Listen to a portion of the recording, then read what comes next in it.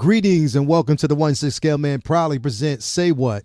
And as always, if y'all don't already know, this episode, among everything else, and every other episode is brought to you by Nickel Wise. Nickel Wise, I'm telling you, if you want your scares, he's here to share. My man, Nickel Wise in the building. Also, we got none other than this space, or can I say, Daddy Pimp is in the building.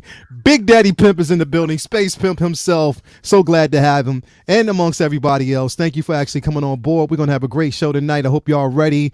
Come on, man. Let's go. If y'all ready though, because I don't know if y'all ready. Y'all don't even sound like you're ready. Anyway, we're gonna go with it. Let's go.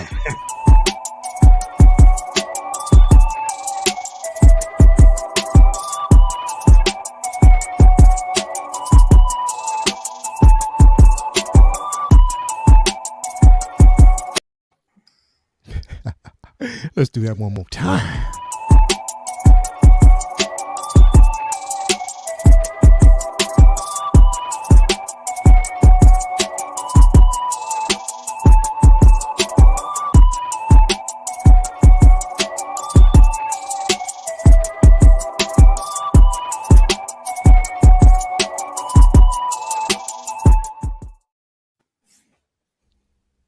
How y'all doing out there? So glad y'all here to join us this evening, because it's going to be some serious talking and some laughter, but it's going to be some serious talk. Some of y'all out there might cry after you hear this show, but it's the absolute truth. The title of this episode is Undeniable Truth About Collecting, and we're going to jump in on that. But yes, it's the truth, and we're going to give it to y'all raw and uncut. That intro was brought to you by the one and only 6 Scale Mafia, a.k.a. All for the Nookie. So thanks for that. Anyway, let's bring everybody in. I mean, I got an amazing panel tonight. It's a full house. It's Hollywood Squares. Man, like straight up, it is Hollywood Squares tonight. I mean, we got so many people. Look, we got Brother Cousins. We got my man All for the Nookie. We got Pretty Boy Killer Cam right here. Above him, we got Aries. Below him, we got the Beard. Below me, we got Pretty Boy Will. Oh. And then my guy right here, 1 6-figure Focus. Look at that haircut, bro. That haircut's on point. And then up above us, we got Mr. 10%, KG Chalamet's in the building. Hey, yo, I saw your set photos. You're killing it, bro. You're killing it. I did see it. But anyway, thank you all for actually coming on board here tonight. It's a pleasure to have you. It's going to be a great discussion. We have a great panel. But you know what time it is, Will. You know what we do. You know. I know what time it is. You want me to hit it, Leo? Let's go. Yay! Let's start with the one and only Mr. KG 10% himself. This guy with the X-Men shirt on. Man, if you a movie star and you got a chick that's a movie star, you better guard her, because he will take her from you, Tom Holland. I hope you feel good about yourself, KG, but thank you for being on the show tonight, man. Thank you so much. Next, we got none other than Daddy Pimp himself, Brother Cousins in the building. This guy, newly implemented father. Come on, man. You got to be Father of the Year right now. You fighting for that title? We so glad to have you here, man. Mr. Brother Cousins in the building, and he's still a pimp. Anyway, next up, we got the one and only. Now, we can't say that we don't know if he's the wizard or not, but, I mean, chances are he will be and could be. He knows who the wizard is. He's just not saying it. And he got that coffee in hand. It's the one and only Aries. Yes, it is. Oh, and who do we got right here? This guy. He does it all for the Nookie. All for the Nookie. And he's ready to go for y'all tonight. Oh, man, the man of the hour, the one and only 6 Scale Mafia. How you feeling, baby? You know what? As a matter of fact, good, you just took the jacket off. You just needed to show the tattoos. I see how you doing. I see how you doing us tonight. Next up, we got my guy. My guy decided to join us tonight. Yes, Pretty Boy himself, Mr. Killer Cam. Now look at that beard. He is fighting for the title. Come on, man. They told you light skin is in. Light skin is in. Yes, indeed. And who has he got right there? Come on, man. He's ready to go. He is ready to go. The one and only Killer Cam. Next up, we have, oh man, come on, man. All the way over the other side of the world. My God, look at that haircut. Look at that haircut. Come on, man. He came to play. We got some pretty people on this panel tonight. but he is ready for y'all. He's flexing already with them figures in the back. Nice, clean beard shaved, sweater on. My guy, 1-6-figure Focus, is in the building. So happy to have him. Next up, you already know who this is. This is Mr. Will Foxification, a.k.a. Wildcard Willie, a.k.a. Pretty Boy. This guy came with the guns, and he is ready for some fun. My man, Will Foxification, is in the building, man. Ladies, he is here. And last but not least, come on, man. You know what it is. We have the Beard God. Look, come on, man. Mario, the Beard God. When we say the Beard Guy is not detachable, you can't take it off. It's well groomed. He keeps it nice and shaved and ready. He's not going to behave tonight. My guy, Mario, a.k.a. El Profesoro, is in the building. Yes. Right on cue. Right, I was going to say it actually like... Right at the right time. Right on cue. Still no transition in the budget, but it's fine. Look at that. Look at who we got, man. Come on. Everybody is ready to play tonight. How y'all doing, man? How's everybody doing? It's nice good, with 9. Good, bro. Gosh. Thirsty. 9 looks good. Yeah. Come on, man. Come on, works. man. It works. It really, really works. I'm so glad to have everybody here. Man, look, it's been an eventful week, even though Hot Toys is playing some games. We know that right now. You're playing some games, Howard Chan. You know, everybody got their money ready, but what's up? I mean, I know it's Chinese New Year, and we know y'all, still celebrating the Year of the Dragon, but come on, man. What's up? Can we get some play? Can you throw something at us? Throw us a bone. At least let us know. As a matter of fact, just show us her lightsaber. Come on. Just the tip of her just the tip. Just the tip. Just the tip of her lightsaber. You don't have to show us the whole figure, but just give us the tip of the lightsaber. Come on, man. Satisfy our curiosity. You know we want it. You keep playing around. We ready for it. Just give it to us. But I'm scared. I will say I'm scared. I'm really, really, really scared because I'm hoping these guys around here can kind of, take this fear of God out of my chest, man, because, we did look at just the manual, but them eyes, man, she looked kind of scary. So I hope it's just the manual, man. Somebody temper my curiosity, man, and just make me feel better. I hope that's what it's going to be tonight, man. But anyway, we waiting. Don't know when we're going to get her, but we could get her soon, I guess. I mean, I'm hoping by the end of this month. We've been maybe saying that by for the the past 3 end months, of bro. this show. It could be by the end of the show. Yeah. Which means this show would not end. Yeah, I know, man. I know. It's anyway. But you know what? Anyway, we even know that we're waiting on that. We're waiting on that. But there was something. We saw it. And actually, we talked about this on Will's show when we did actually get a preview of this piece. And I already know, me and myself, I'm getting it. I probably would. I don't know if I'm the only one getting it on this panel, but I know I'm getting it. And it kind of made me feel good that I saw it, being a fan of this actual show. Man, I mean, yeah, I couldn't hold back. I can't hold back. Once this thing is released, I'm getting it. I just can't. Now, did they say? Now, so correct me if I'm wrong. Did they even give us the scale of this piece yet? Not yet. So we don't know. So everybody was thinking it was 6, and it might be 6 scale, but it also could be quarter scale. We don't know, right? I think it might be 5th scale. I mean, You think considering their comic kits and other maquettes they've done in the past are typically 5th scale. So this might be one of those things. That's going to be interesting. It could be man. anything, honestly. Yeah. That's definitely going to be interesting, man, because like I said, I mean, they again, they put it out and somebody said, well, somebody's questioning 1/9, somebody said 1/10. Nobody knows. Aries, let me start with you first, brother. Do you think this is something that you would actually get? As a matter of fact, wait, Aries, before you answer that question, it's traditional, man. I almost forgot tradition. Guys, I'm sorry. Y'all need to keep me honest out there. I forgot to really address the chat, man. I can't go by without addressing the chat. Come on, Dan. Nah, we can't do that. We can't do that. I can't. I don't feel good about myself if I did something like that. So let me just, as a matter of fact, I feel special tonight. I'm going to do something for y'all. Since I forgot, I'm gonna do this real quick. Hold on, real quick. I'm gonna do this real quick.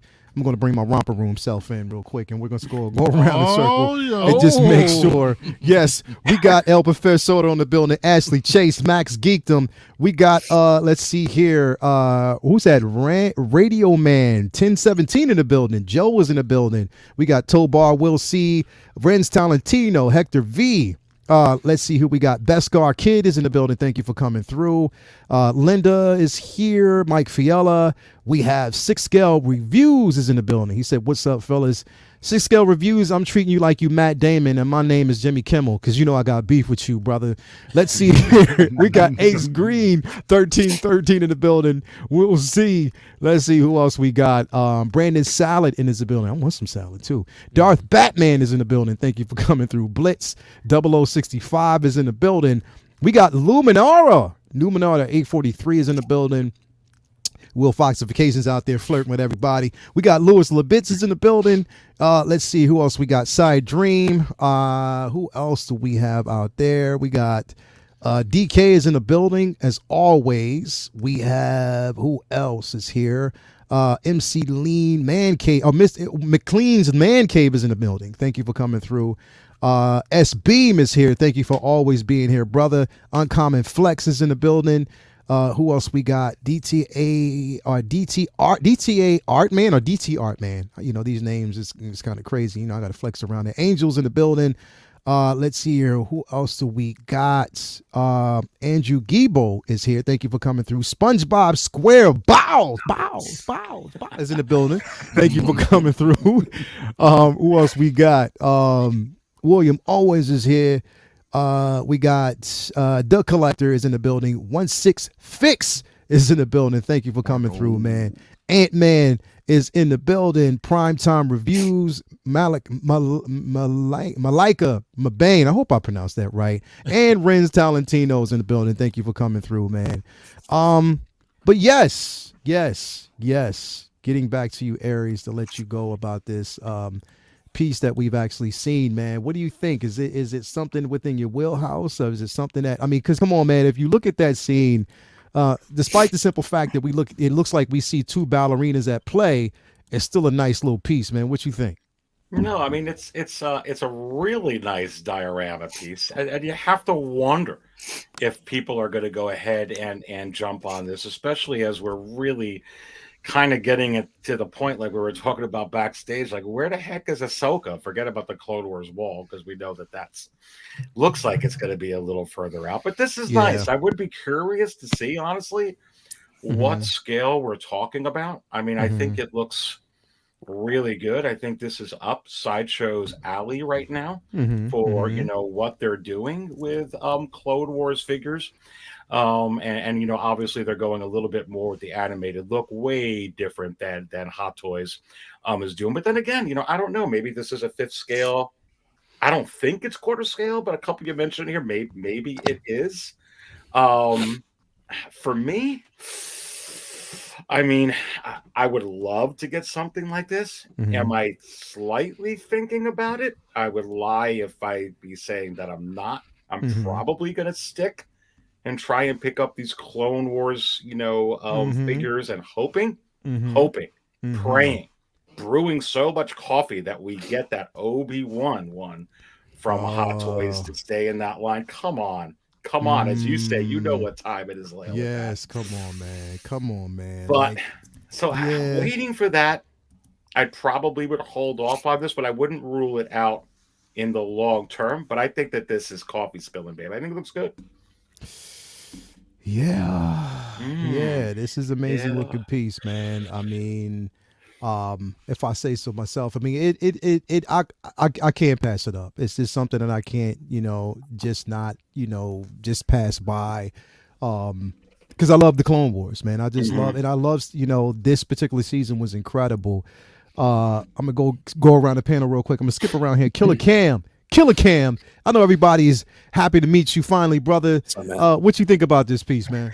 I love it, man. It's great. I would probably venture out of my comfort zone to grab something like this. I don't think I would grab it at pre-order. I'm a big 6 scale guy, so that's what I got started with, and that's when I'm on right now. So it would definitely be out of my comfort zone to grab something like that because it is more of a statue type diorama. So for me, I mean, it's a great piece. And like you said, Clone Wars is amazing. You know what I'm saying? Yeah. We see so much more stuff in the animated version than we got to see behind the scenes in episodes 3 and 4. So yeah. I think it's great, honestly. Definitely, man. I mean, it's a sight to behold. Like, I love this piece. Sweet. I love how it looks. Brother cousins, daddy cousins. Like, we got to start calling you daddy cousins now, bro. What you think about this piece, man? Oh man, what does Daddy Cousins think about this one right here? I love actually. I like it. I like it a lot. I like the diorama display. The only thing about it is how they're facing each other. The only way I would probably have this in my collection because I'm a 1/6 scale. I'm a 1/6 scale figure collector. And I like figures. When it comes to statues, I need, you get that one pose. With them facing each other like this, even when I do these poses with my figures, I'll keep those poses maybe like a week or two, and then I usually change it up because I really like to see the sculpts. So if I had a piece like this, I would probably put it like on a turntable and just have it rotating. And just do it like that. Is it the piece for me? Not really. Do I appreciate it? Absolutely. Gotcha. It fits him. It's a Star Wars piece, so it would fit in my collection. Hey, if somebody gave it to me, oh, absolutely. But what does this cost? What's the price on this item? Nope, I don't think they released a RSVP. price yet. It's RSVP still. They didn't release anything for it, so I don't know if it's depending on the scale. I guess that's what we got to wait and see. But it looks nice though. I mean, man, I recently, I hate to say it, but I recently got into Clone Wars, like about a year and a half ago, and watching this, and I kind of watched the last season and then went back to the beginning. It's weird. I just like doing that sometimes with certain series. And I love it. And and this right here is just, this was just a phenomenal battle, and just how they captured this right here is just. It's just amazing. So I could definitely understand why anybody would want it in their collection. I just don't see it right now in my collection for how I have everything set up. But it's a great piece, man. Yeah, definitely, man. Mr. KG, Mr. KG Chalamet, Mr. Steal Your Girl. What's going on with you, brother? What you think about this piece? Well, look, I haven't been really experienced in the statue game at all, but this statue looks phenomenal. It's one of the best statues I've ever seen. It really captures that whole scene from episode, I believe, was it 12? And yeah, I really love this statue, the way it's in motion. And I love statues when they're in dynamic poses, because when you buy a statue that's in museum pose, like, might as well just get a Hot Toys, right? But this thing...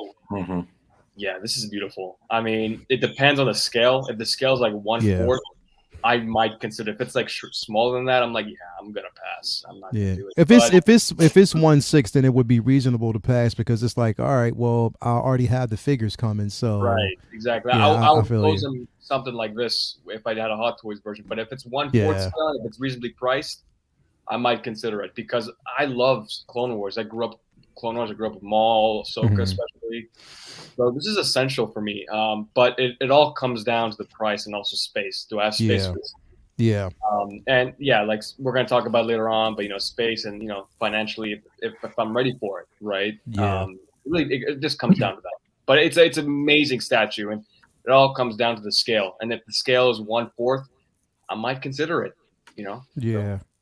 Definitely, man. Definitely. Yeah. So 1/6 figure flicks or focus. My bad. I'm mixing everything. So what do you think about this piece, man? Is this something that you think you would think about? Is it something that tickles your fancy a little bit? Has you looking at it like, yo, this is kind of interesting? Or I think you already know what I'm gonna say. But, yeah. First of all, can I just say, I don't think all of you know how bloody excited I am to be here. And it's not the coffee. I'm buzzing. So thank you very much. I've seen you all Appreciate it, brother. I've seen you all on live streams. I've talked to you all. And it's nice to be part of the conversation instead of just part of the chat. And the chat is really, really important, but it's very, very nice to be here. Yes. And thanks for KG for helping me how to use Insta Live earlier on. It was like watching my dad use FaceTime, but thank you. No, I'm no. This is again. I'm not a statue guy. I need the posability. I love the posability. Again, I like the way at 6 scale are all like the same scale, and you can put them in shots together and stuff like that. So yeah, it's no question. It looks awesome, but I still don't collect Clone Wars either. Again, it's good for my wallet. No, I'll pass on this, but I do think it looks great. You know what is interesting though, because I was talking about the scale just a little bit before, and it just dawned on me. So if this is 6 scale, right?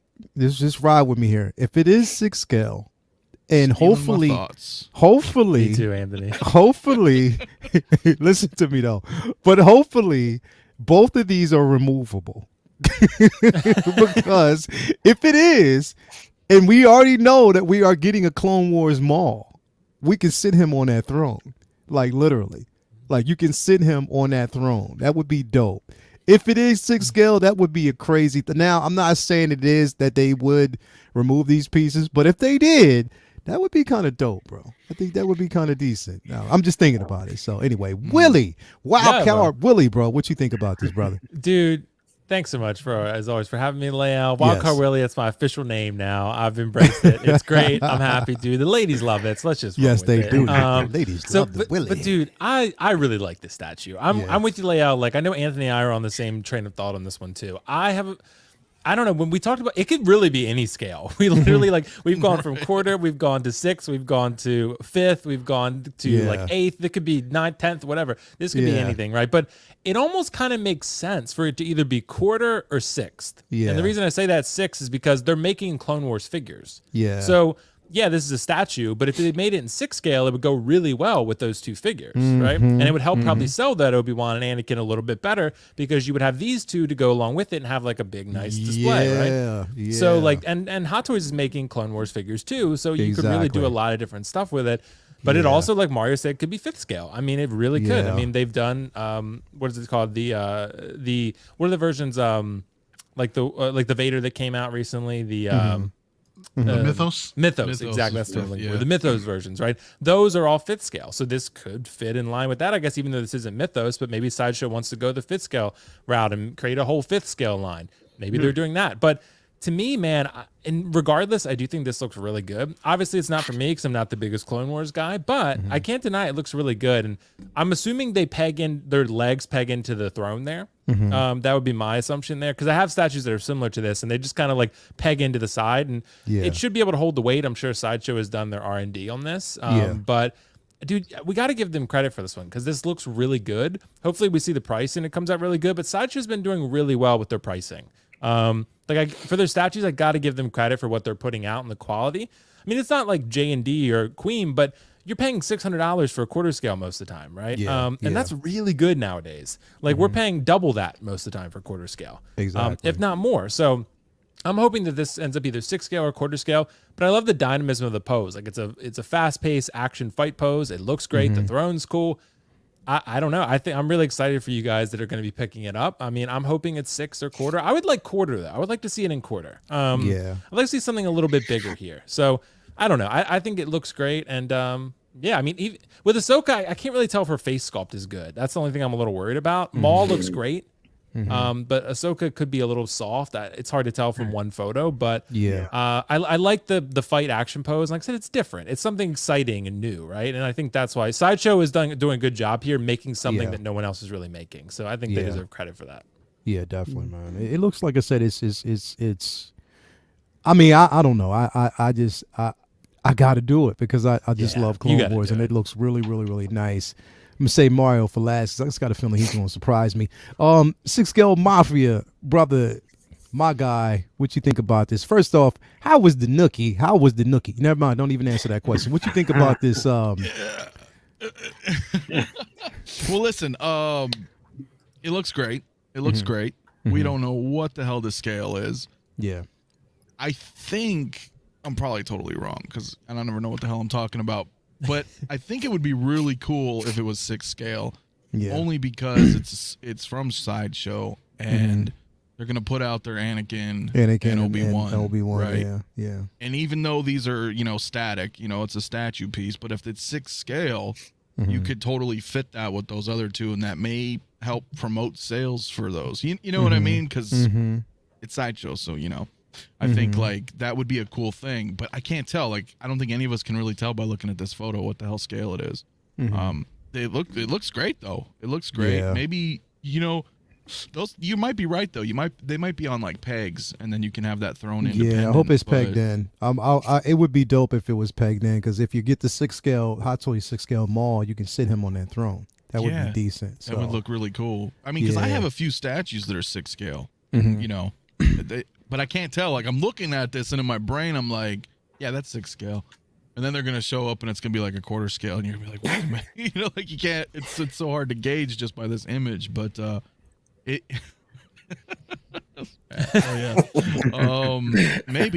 Maybe it's possible. So does this come to Grogu? It looks great. It looks great. He said with this coming to Grogu, who knows? I know. Grogu probably likely. If it's not Just 6 weird. scale, I probably wouldn't get it though. Personally. Yeah, if it's 6 scale, I mean, but I don't know. I still got my eyes on this thing deep. Mario, my guy, bro, the bearded god. What you think about this, bro? No, this looks great. I think they killed it, man. I think it looks fantastic the way that they captured the animated form of Ahsoka and Maul in the season 7 of Clone Wars, man. I mean, yeah.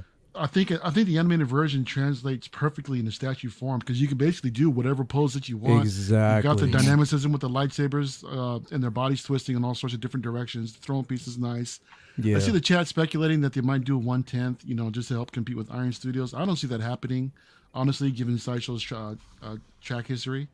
I still stand by the fact that this might be 1/5. But who knows? What if he surprises and make it like a half scale? How crazy would that be? But, right. I mean, considering the Jean Grey, considering the Jean Grey and the Phoenix Man with the burnt lasagna that just came out. I mean, that was. Dude, why? I'm gonna what the hell? Dude? Burnt lasagna. Man, it is what it is. It's still like burnt cheese, bro. It's just burnt cheese. love it. And Look at it, bro. I gotta look at that again. I'm gonna look it up. Yo, okay, Will, take a look at the back of the statue and tell me it doesn't look like burnt lasagna. Because I love lasagna, bro. Take another look at it, man. It doesn't. We're not having this talk. We're not talking about this tonight, Mark. Oh my god. No, I'm looking at the exclusive, right? Oh no, I'm sorry, I'm looking at the wrong one. I gotta pull it up. Yeah, so I am the resident statue collector. However, this is something that I don't really plan on picking up, just because I'm evaluating what I've already have on order right now, and I don't know if I have the actual space for it. But it looks phenomenal, nonetheless. I think they absolutely nailed it. If I would guess on pricing, considering it's 2 of them, and I think it might be priced similar to the Jean Grey set. We might be looking at anywhere from $900 to $1,000 for this piece, if it is for the scale. Depending on the scale of it. Right. That's definitely interesting, man. We'll see. I don't know.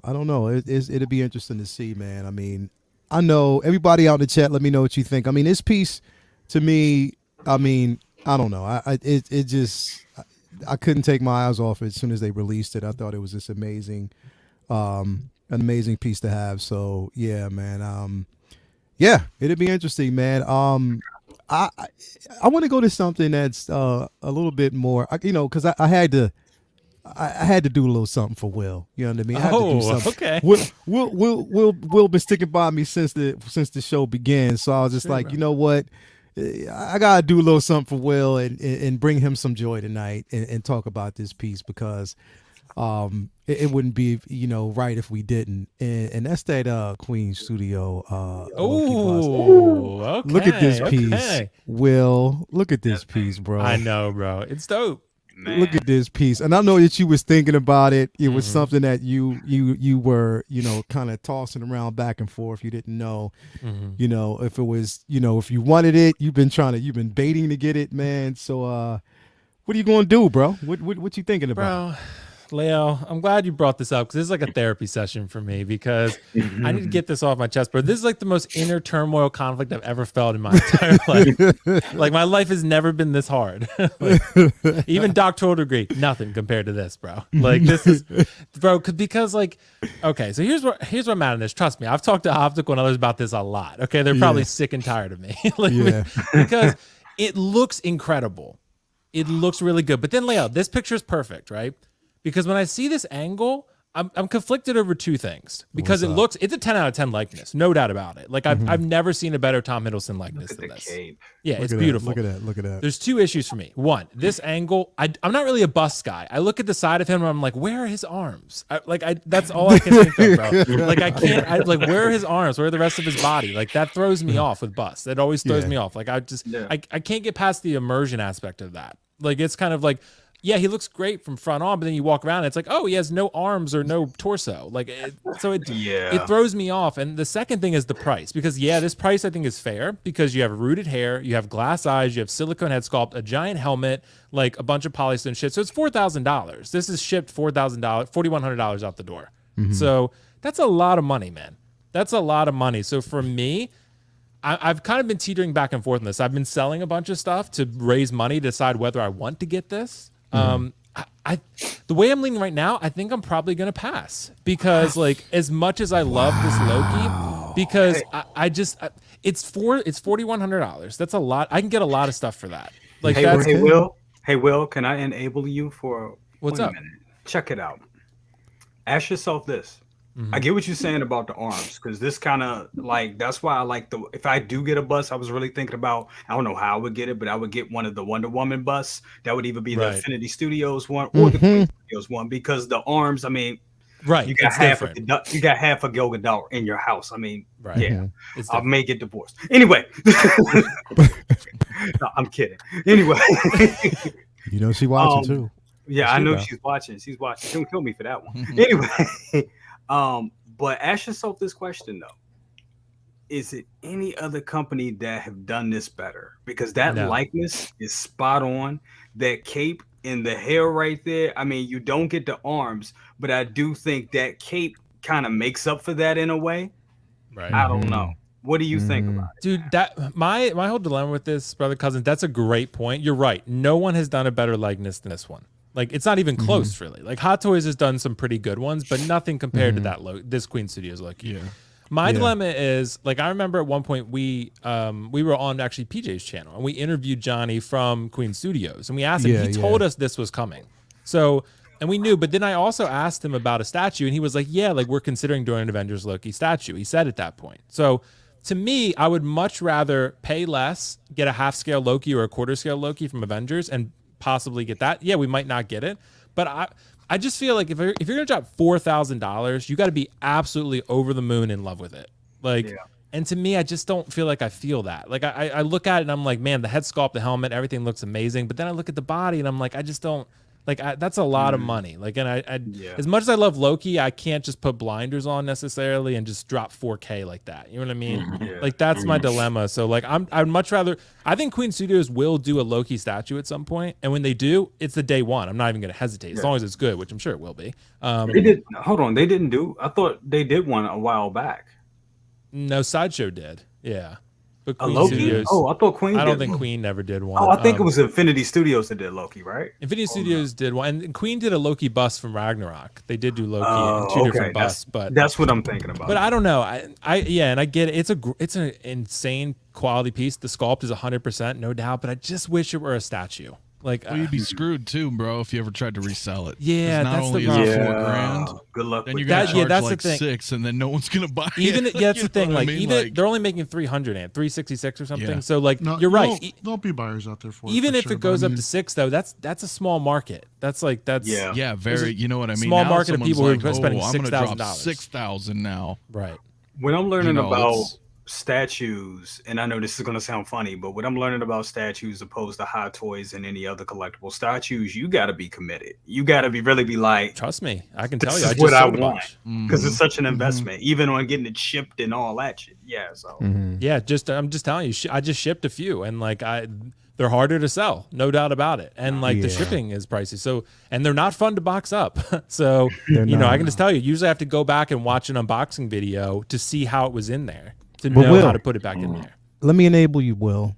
I'm a follow brother cousin. And I kind of want Legolas too, Leo. We have to talk about Legolas. Yeah, we do. But let me enable you real quick. So just think, if you get this piece, yeah, man, then you don't have to worry about anybody in the chat ever asking you to put that damn helmet on. because you'll already have Loki there, and he's already helmeted, so you don't have to worry about that. No, he still has to wear it. He still has to wear it. It's up for sale, bro. It's not gonna happen. Oh, you're going to sell it? Because the goal originally was to sell all this stuff so I could maybe consider buying this. So the helmet is up for sale, yeah. But if I end up not getting this, I'll probably just keep the helmet. So, okay. But we'll see. I mean, I don't know. But I'm selling, because I kind of want to get that Infinity Studios Legolas. I kind of want to get that instead. Like, honestly, as much as I love Loki, I just like that statue more. So, what's the scale on that thing? Half scale for Legolas. Yeah, this is $4,000 for Loki. So Legolas is about 2,800 shipped. So like I'm spending $1,200 less getting a full half scale statue instead of with silicone, rooted hair, glass eyes, all that stuff. Like compared to this, like that's way better looking. Yeah, this Loki head sculpt is incredible, but it's just I feel like that's 2 J&D statues almost. That's like that's how many Hot Toys. Like as much as I love Loki, like I just feel like I'm not in love with it the way I should be to drop $4,000. Like that's, yeah, I mean, like if we think about it, like that's about 40 Grogus you could get. Like I could build an army of Grogus. Yeah, like that would be the creepiest shit. I'm sorry. I know. That's that'd be creepy. All right, I'm officially passing. I'm getting Grogus. Bro, I can't believe you're passing on this. Yeah, really, man. As much it's as a I wonderful love it, piece, though, man. It's beautiful, no doubt about it. It's just it's absolutely gorgeous. Even with no arms, man. I mean, this piece has presence, man. Look at the armor with the outfit. The likeness is on point. Like everyone else has said, with that big ass helmet, it looks amazing. And it's just, you got Loki. You know, this is like your centerpiece in the collection, man. I mean, you considering one of the biggest Loki fans, man. I mean, it's kind of difficult to see you pass this up, but I do understand what you're talking about. It is a lot of money, you know, to put down towards it, especially not knowing, because what if they do come out? Queen Studios does come out with another Loki statue, quarter scale, third scale. Right. But it's actually the TVA version and not the Avengers version. I know. Then I'd be like, well, shit. Right. True. Now, Will, with this likeness as good as it is, what if they released this? What if if Hot Toys released a quarter scale version of this particular? Oh, dude, figure? that'd be easy. Yeah. Yeah, like that's pretty much anything not a bust. I would be all over. Like I just don't really love busts that much. I wonder where the rest of their body is. Like I just don't. You know what I mean? I know I'm not alone in that, but Is that one of the reasons why you sold because you recently said you sold the Pennywise? I sold the Pennywise head. Well, part of it was because to raise money in case I did want to get this, because I saw Queen Studios had 29 left. Head, bro. Well, because I have the statue, and that bust goes on the statue. Yeah. Where you can display it separate, and I was never going to put it on the statue. The head's gone, so you got rid of the head. I got rid of the bloody head, but I still have the half scale. I would never sell that. Never sell the half scale statue. Right. But got you. If I got rid of the bloody head, it's gone. Anybody else want to chime in on this piece? Because like I said, I just brought this up specifically for Will, because I know that nobody else on this panel would probably, other than bro cousins, nobody else would probably pull the trigger on this piece. And the only reason I wouldn't is because of space, and that's the real thing. And I mean, like, whenever I get a statue, it's got to be something that I really, really want. Like I said, it's it's going to be a real full-time commitment. So because of space, so I'm real selective on what other statue that I would get at that time. But this is amazing. This is an amazing piece. I think between this one and the Joker from the Dark Knight Joker, where he had the police outfit, where he actually has a full size rifle, I think that is like I made just out of this world pieces of art. But yeah, this looks good, man. I'm surprised. Yeah. I'm surprised Will's not jumping on this. I'm really surprised. Like it's beautiful, no doubt about it, man. It's just that side angle layout. I look at that and I'm like, it's just like a black painted raw body. Like it just. I got you. I get it. I don't know, man. Like for 4,000, that's a lot of money. That is a lot of money. That is. As much as I love Loki, I mean, I would rather wait for a statue. I'll take my chances with a statue. I'm looking at Aries. He's like, I ain't getting that. No. Aries said a word. He said, I'm just gonna let these fools talk about this piece. I'm not getting that. He's like, nah, that ain't happening. But I'm gonna tell you like this. Bro. And I know I get killed for saying this, but if this was a bust. If this was a Jyn Erso, oh wow, Toya would be like, "No, Leo." Oh my God, bro. Like, I literally would buy it. Like, I literally would, bro. That's how much I love that character. Like, literally, I would buy it. I would get away with that more than I would get away with a Gal Gadot Wonder Woman, bro. That's never coming in the house. You know what I mean? That would never happen. You know what I mean? It's enough I got the statue on the way, so she's cool with that. But this, like, it's not gonna happen. But I don't know. I mean, well, you know what? I think, Will, you're gonna think about it. I'm not guaranteed not getting it. You're not ruling it out that way right now. You're not ruling it out, but it's just like something where you can honestly say, "What? Hey, because Loki's probably my favorite character of all time. Like, he probably is." But Will, check this out. You're forgetting one key factor, bro. One key factor. You keep forgetting this, bro. What's up? You got a stake in this. You got 10%. KG got your back, bro. That 10% adds up. So straight up, I'm never gonna get that. KG, we'll get this for you, brother. Don't worry about it. We gotta bust some kneecaps, Leo. Yeah, we do. KG's gonna get you that, and you're gonna tell me when you got that X-Men sweatshirt too, because I want one. Anyway, so actually, speaking of KG. Speaking of KG, I got something for you, brother. I got something for you. Because definitely I couldn't rule you out of this piece too, since this is your buddy, the one and only Gurney. We had to basically bring this 1/6 scale figure up real quick. Now I looked at this piece, man, and I'm having a hard time seeing Josh Brolin in this head sculpt, bro. I am. I can see it. Can you? I'm having a hard time. Let me bring something else up, and maybe if I look at it, okay, so I see it somewhat here a little. It's off and on. Yeah, it's really off and on. As much as I love the movie and I love this character, you know what I mean? It is a piece that, I love Dune. I don't know. It's tangible, but then again, it's like I don't know. KG, what you think about this piece, brother? Considering the simple fact that you got stake in this right now. I got to be honest with you. Like, I love the Dune film. I think that the film was great. I've watched it at least 2 or 3 times. I love the character, but right now there are other priorities. I love the film. It doesn't mean everything that I love I have to buy, right? So. It's definitely a great figure for sure. I mean, from the looks of it, I'm not very familiar with Ogg Toys. I don't know what their I don't know what their track record is as far as figures and their final products. But from what does that come with? I haven't seen what the accessory. Let's see here if it lets me bring it up. Yeah, so you have just the figure, the stand itself, the hands, and I think it comes with the actual blade. So not too much, with this figure. So again, I mean, for me, as much as I like it, and even as much as I like, the other figure as well, I don't know. I don't know, but right. And I mean, look, 216. I'm not even sure what that price even for a licensed product. I don't know. Especially Ogg Toys. I'm not very familiar with their work.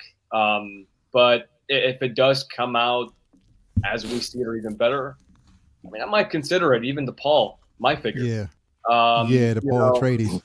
We'll see. We'll see what happens. I want to see what this company brings.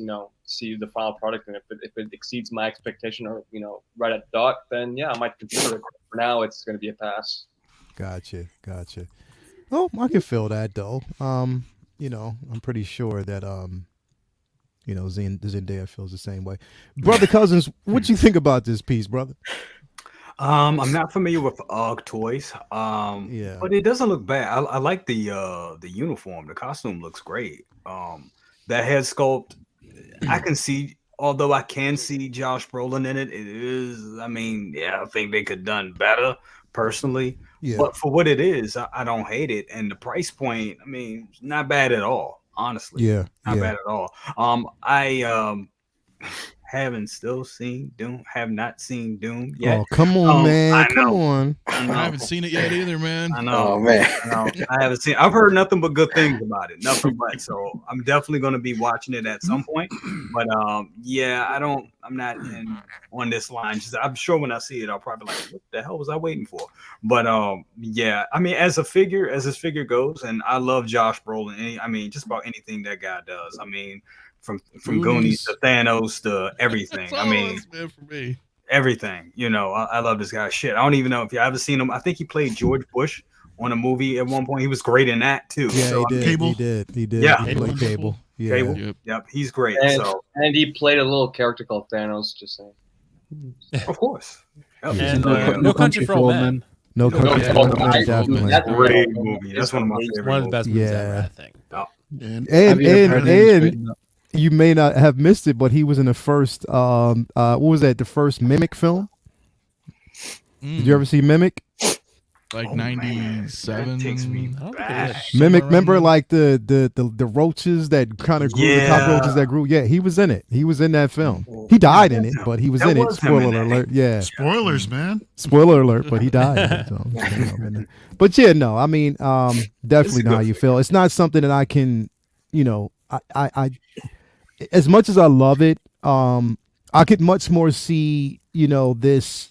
I don't know. It's just something about the head sculpt that I'm not really settled with yet. But Aries, you watched Dune? Did you ever watch the film Dune, bro? My daughters absolutely love the film. I have not had an opportunity to see it yet. No. Oh, okay.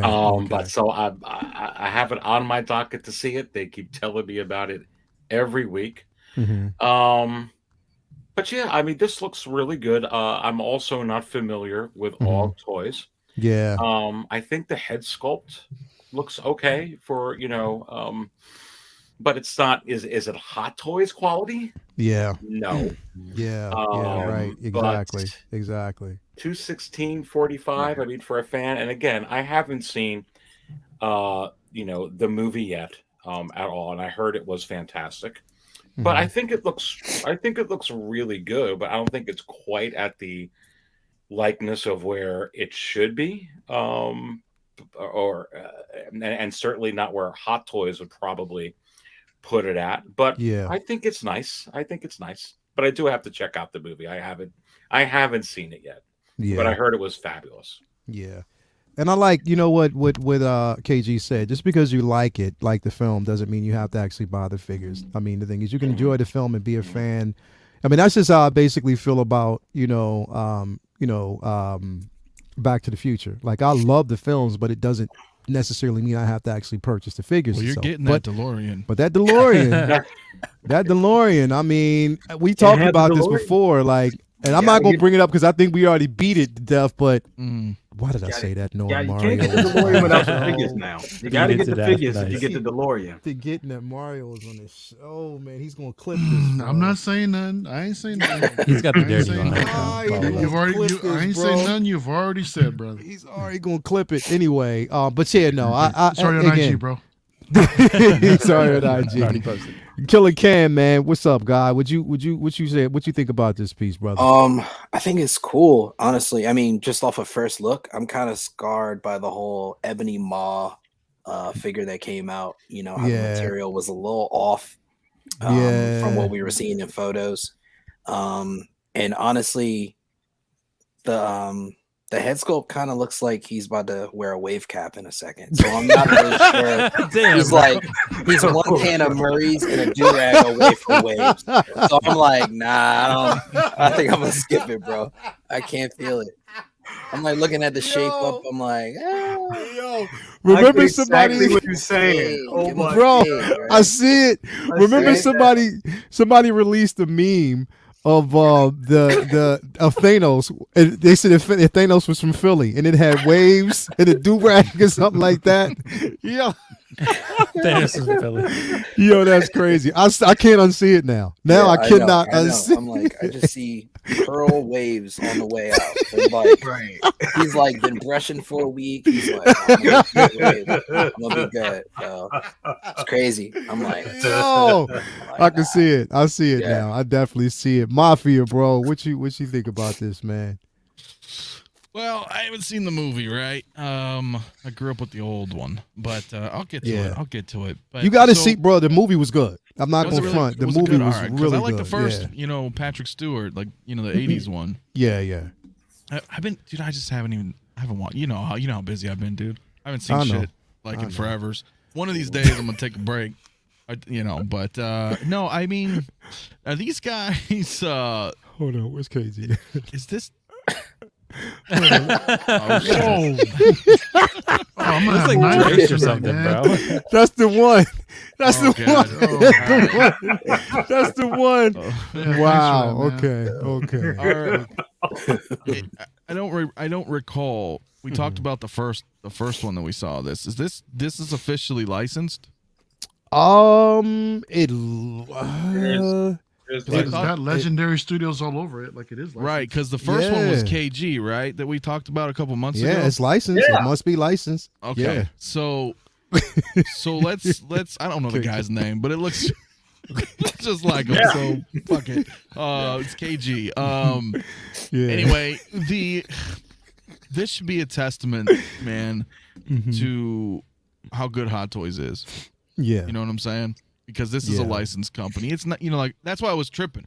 Because some Yeah. third parties, they do what they do, and some are pretty Yeah. good, some aren't. But if this is like legit, they got the license for it, they're putting this out. Mm-hmm. I don't think it looks good, man. I think it looks too jagged. The face, you know what I mean? The sculpt Yeah. is not quite, and that's cool. Not everybody can be, Hot Toys or even X06 qual. You know what I'm saying? Like Yeah. it's not bad looking. I kind of see him there. I kind of don't see him there. You kind of see it, but then it's like, okay. Then I kind of see that price tag, and then it's like, nope. Yeah. Not for, Yeah, you know what I'm gotcha. saying? Like if this was like, $140 or something, Mm-hmm. that's cool. You know what I mean? Because then Yeah. you get what you pay for. But when you're in the 200 range, I want it to be like really good. I think we expect a level of quality. So Yeah. with that said, that's kind of just food for thought. You know what I mean? You can see other companies out there who are licensed, and I don't think they hold a candle to what we're getting with Hot Toys. So Yeah. again, I haven't seen the movie, so it's a pass for me, bro. But plus the armor just looks kind of boring. I don't know. Shelf display, I just don't think he would look that great for me. No, I get it. I get it. Definitely, man. Figure Focus, bro. What you think, man?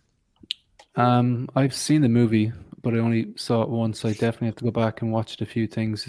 It is a spectacle. I did enjoy it, and I just feel it's the type of movie you do need to go back and watch. There's a lot going on. But that being said, even if this was Hot Toys quality and standard, I still wouldn't go into the line. I enjoyed the movie, but not enough to justify going into the line. Gotcha. I think it ties into what we're going to talk about later on. Yeah. Like it's all about space and money, and for me, it's about sustainability in the hobby, and I can't have everything. Like, so I have to prioritize. No, this would be a pass. The head sculpt as well. Like when I'm looking at it now, because I know the character, and it's really small on the screen now. It's kind of my imagination is filling in the blanks and making it look a bit like him. But when you zoom in, it doesn't look like him. So it's like it's kind of the head sculpt is It's nice sort of looks like he's crossing his eyes a little bit too. Yeah, it's when it's very far away, like nice from afar, far from nice. It doesn't. I don't think it looks like him when it's close up personally. So no, I dig it. I dig it. Definitely, I dig that. Will Foxy Feet, what you think about this, bro? What's up, dude? Did you just call him Foxy Feet? Yeah, bro. Yeah, Foxy Feet. they've been That's calling my me name. Foxy Feet. That's Will Foxy Feet, bro. Check They've out my been calling- OnlyFans. Oh, I like Wild Card Willie though. Wildcard Willie, Foxy Feet. I go by many. You got a couple names, different names. Oh, you're one of the okay. Yeah, I'm one of those. I got lots of stage names. Let's just say that. He does. He does. Yeah. So it's all good. So it's okay, Lyle. I'm kind of with the panel on this one. Like, I really like Dune. I'm with you. Like, I probably didn't love it quite as much as you did, but I liked it a lot. It was really good. I enjoyed it. I do see what Anthony's saying 100%. This is kind of like a boring looking figure. Like, it's just kind of all gray. It's there's not really a lot going on with it. Yeah. And you're right. I do see Josh Brolin there, but I think, this is a good, Aries made a really good point too. And I think others that really, I think this shows really how good Hot Toys is. Like how a step, like a step or multiple steps above the competition they are when it comes to 6 scale, right? These statue companies, are producing maybe Hot Toys quality, if not better than Hot Toys, really, with these busts like Queen Studios and J&D and Infinity. Yeah. They're producing likenesses that are probably even better than Hot Toys, to be honest. But with these 6 scale, Hot Toys is just the king, undisputed. And, and this kind of stuff, I mean, it's okay. But I don't know if I love Dune enough to get this anyway, even if it were Hot Toys quality. But I also think that what I had heard a while back, I think one of the shop owners from Hong Kong had said this, that this is a company, Og Toys, that was third party that is now licensed. But so it's probably one of the third party companies that we do know. But we just don't know exactly which one because they're licensed now and they don't want to say, you know what I mean? Gotcha. So they got this license at least. They might still be doing unlicensed stuff on the side, but they got this license, so they are legit, so to speak, for this one. So this might be like a Toys Era, right? This might be like Toys Era doing this or something. Gotcha. So and so they're stepping into the license game now. But it's a good quality figure. But I mean, the price is reasonable for what you're getting. But I just think with that head sculpt, this is like almost like a 3-0 head sculpt. Like that's kind of what it looks like. Let's not forget, we don't even know what the body's like either. Yeah. No, we don't. How's the articulation? Is it all cracked? Sure. Is it going to be all loose like a sideshow body, or like we don't know? Like, we have no idea. Yeah, and I mean they're doing that Paul Atreides too. So at least you have someone. I don't know if they'll do the rest of the line. They probably will. Probably or at least, not. Probably maybe they'll not. do at least Jason Momoa or something. I don't know. Yeah. But I don't know. It's okay. It's okay. It doesn't really excite me. Doesn't really scream. Yeah. No. can't It's definitely even, a pass for me. I can't get past the do-rag now. I'm just going to call him do-rag Josh. Do-rag. Do-rag Brolin now. That's just the way I see him check him now. out, man. Just buy some 6 scale accessories, bro. Just put a do-rag on it. There we go. Mario, bro, what you think about this piece, man? Look, I mean, everyone said that it's a boring looking figure, but I mean, I'm not going to blame the company on that. That's just the design of the actual character from the movie, right? I've never seen this movie yet, so I have no context to really talk about it. I mean, you guys are saying it's Josh Brolin. I'll just take your word for it because I don't see who the hell that's really supposed to be. Yeah. I mean, that's the. I mean, that's not to say that it's a decent looking sculpt, but it's just not. It doesn't look like it. The likeness isn't there. But I'm taking a look at some other photos. I think the paint apps actually in the suit look pretty. They look pretty damn good. But I don't think it actually warrants the price that it's asking for. I mean, that just sounds like the license just might be stupid expensive or something like that, especially from a company that none of us has really ever heard of. Yeah, even to Anthony's point as well, we don't know how it's going to articulate and everything like that. But I mean, I still haven't seen the movie yet. I really want to. Just got to make some time because I'm like so far behind with this amongst a bunch of other movies as well. So I get it, man. I definitely get it. It's all right. Real quick, we got a $1.99 super chat by DJ N. Y'all talk me to get Pennywise feeling dollar dumb. I feel you, brother. That's why you don't listen to Will. Nah, bro, you're gonna love that figure. Just give it time. That's exactly why you don't listen to Will. Last thing I want to kind of jump into before we actually get into like the meat of why we're actually here. I wasn't even intending on doing this until I guess somebody, wanted everybody on the panel kind of brought it up. So I was like, okay, I guess we will talk about it because, consider that we do have a few Lord of the Ring fans, here and me being one, but still it's not something that I could see myself getting. But let's talk about this piece, man. Like, who brought this up? Was that? Here we go. Who Wildcard that was Willie, me. Yeah, that was Wildcard Willie. So because layout this is sick as fuck. And then this, by the way, is like 20. It's like 2,800 for the rooted hair edition, silicone, head sculpt, rooted hair, half scale. This is actually like $1,400 cheaper than Loki. And this is a full statue, half scale. Are you getting this? I'm strongly leaning towards yes. yes. You are. I think I might once I sell the rest of the stuff that I'm selling. Dude, it's badass as hell. They're only making 250 of these too. So we got to get KG on the Lord of the Rings train, though. We can't let that slide forever. Nope. We can't let him get by forever with not watching. Riley too. Riley, if you're watching, bro, Lord of the Rings. Okay, They're too young. They don't get it. They don't. Dude, but layout. Tell me how sick this piece is, bro. Like, it is. Here's the thing, bro. Again, because as much as I love, and you know, I have loved Lord of the Rings since the animated, since the books. I've loved it. Even, you know, the announcement of them making this into a live action film, I was like, yo, this is Star Wars quality right here. But yeah, how much is this piece, bro? I mean, I think I was looking at it. Sculpted hair is like 1800. Rooted's like $1,000 more, like 29. Oh my god, bro! Look at that. Like, yeah, the sculpted hair still looks really good for that. That's a good price for that. But the the rooted hair is better. Like, yeah, if you look hair, at it, I'm gonna go rooted hair if I get it. Yeah, I'm gonna pay the extra, which is a lot. It's $1,000, a lot of money. Man. But I'll pass on that. Yeah, but it's half scale. To be fair, I just feel like I feel like if I go sculpted hair, I'm gonna regret it later. Like I'm gonna be like, I should have got the rooted hair one. Like, but dude, it's beautiful. It's a beautiful statue. So I love Loki more than Legolas, but I love Legolas. I just feel like this is a better piece, in my opinion. I'm just more attracted to it. This looks really great. I think Willie should go for it.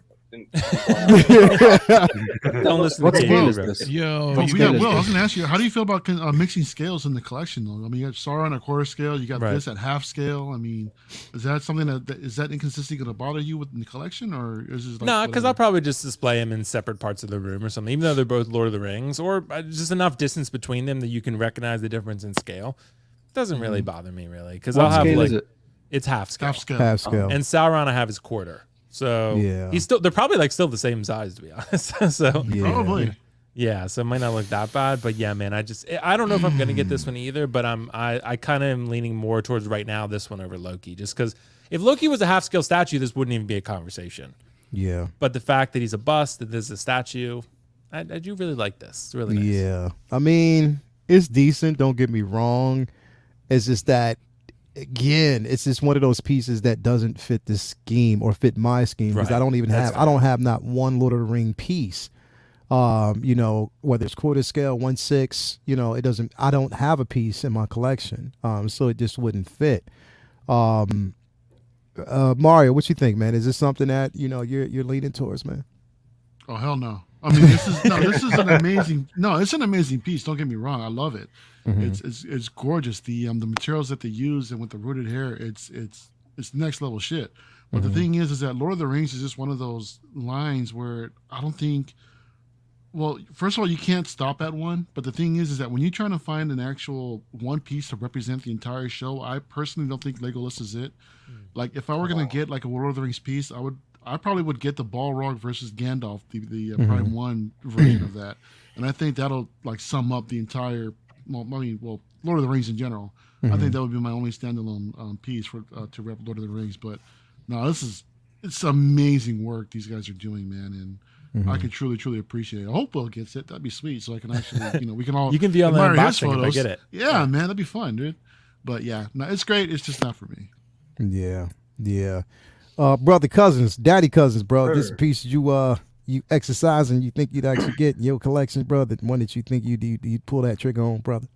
Man, if I collected Lord of the Rings, absolutely. I mean, I don't have anything to represent Lord of the Rings right now, but this piece is just about undeniable. This thing is just amazing. Will lives close, so if he gets it, I can come visit it. Yeah, you definitely can, man. Yeah, man, it looks good. It really looks good, man. I really like it. Damn, and this is half scale. Man, damn. No, it's not for me, but I appreciate it. It looks great. You know what? Let me just cut to the chase.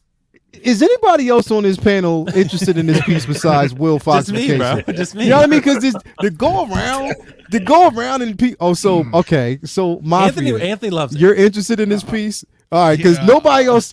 I mean, Killer Cam. As soon as I said it, Cam was like, I was like, no. He's Anthony, like, bro, let's no. get it together, bro. Let's get it together. I can't get it, dude. I can't get it, man. I want to get it because it looks amazing. I think the likeness is like 9 out of 10 though. It's not quite like the face. He's not quite, but he's really, really, really, really close. Yeah. He looks phenomenal, and I'm thinking that's not going to be it, you know? Now imagine if they make a Gimli to pair him up with. You know what I'm saying? Like Exactly. You're like, I should get this, but a half-scale Gimli, and then you're gonna get then Aragorn. I mean, there's a trio right there. You can't stop that one. That's what I'm saying. I know, and I love Lord of the Rings, dude, like more than almost anything, dude. But the thing is I'm already, well, I don't know what the hell the damn price is yet, but I'm already gonna be dropping like $3,000 already on a statue as soon as I get the damn price for it. So it's like, I'm guessing that's gonna be that Final Fantasy VI, you know, the Magitech shit. So oh yeah. I'm getting that. That's happening. Wait till they do Final Fantasy VII statue, bro. Nah, 6 for life, bro. Oh, really? 6 for life for me. Yeah, I love 7, but 6 is my all-time. So that's the thing. These are expensive, and I'm addicted to buying hot toys. So there's a problem. You know, there's a conflict of interest here. So, but it looks phenomenal. I would get it if I could. That's the thing. If somebody gave this to me, I would keep it, right? That's true. But it doesn't. We've heard that a anywhere. couple times and that's tonight. Straight up. And for me, I can say the reason I would consider buying this because I just sold a bunch of stuff. Like I just sold some stuff, and that's the thing I feel like you have to do every now and then is to like trim some fat, like go through your collection and be like, what can I live without? And then sell that, and then because then I could sell that stuff. I'm like, okay, I'm not really gonna miss it so much that it's gone, and I can have this. Like and just by trade some of that stuff. So we all know Will's going to get it, but I'm gonna tell you what is not. This is expensive, but you know who's not expensive? Fennec Shan. Fennec Shan is not expensive. Fennec Shan will be in my collection. Merry Christmas. Merry Fennec Christmas to Fennec Shan. I just like looking at you because I cannot wait till you hit the collection. All 3 of you. People thought I was playing. I'm getting 3 of these. One for my collection. Yes, 3. All 3. One for the car. One is going on the front, the hood of the car. You already know that. Fennec Shan. All day, every day. Yes, straight up. Straight up. I gotta have a Hot Toys figure hanging off the hood of his car, man. On the hood of the car. You know what time it is. You already know what time it is. So listen, this brings me basically to, because we talked about all this, and we look at the price of these figures. We look at the price of the statues. We look at all this stuff, man, and then we look at our collection, and we look what we basically have and how far we've come. I remember, when we were talking about this, Anthony, during the interview, you asked what the first figure I got in 1/6. And the first one I told you was Kylo Ren, after watching The Force Awakens. And it was funny because, I had saw it. I was scrolling through my Facebook, page, and I was just looking down the timeline. And that's when I saw the Kylo. And I was like, wait. And I clicked on it. And then that's when I saw everything else. I started seeing Rey and everything. I was like, yo, where the hell have I been? And that was just my first venture. You know what I mean? Like, I couldn't believe it. And it started with one. Here's the thing. I got that figure, and I remember going to IKEA. And at the time, now this is when DTOFs were only like $49. They were like $50 for a DTOF. This is when it was only $50. And I went to IKEA, and I got 2 of them. I only got 2. It was just two DTOFs. I don't know why, but I got 2 and only had 1 figure. Because I knew I was going to fill up both those DTOFs. You feel me? Exactly. Now look at all this ish right here, all of this, and Have you counted them, bro? Yeah, I always wondered how many you had. I don't want to tell you. It's embarrassing. I want to It's know. embarrassing. How many do you have? I'll tell you. So I'll tell you that later. I'll tell you that off camera. I'm not talking about it now because it's embarrassing. Because it's a lot. More than IKEA, no. It's a lot, bro. You know what? I remember going the last. Okay, so this is what's crazy. It was during the pandemic, and when IKEA opened back up, remember DTOFs for a while were sold out. Yeah. So then you had to basically put your name on a list to go get them. So what I did was, as soon as I found out they were getting them, I drove all the way because I had to because the nearest IKEA to me, there's only 2. There's one in Maryland, and there's in Baltimore, and then there's one in Philly that's closer to me. So I ended up going to the one in Philly because at the time they were the only ones. The Baltimore location didn't have them; they sold out. But I went to the Philly location to pick them up, and I remember going in. It was early in the morning. They had the DTOFs there, and I was like, you know what? I'm not going through this again. That's when I went in. I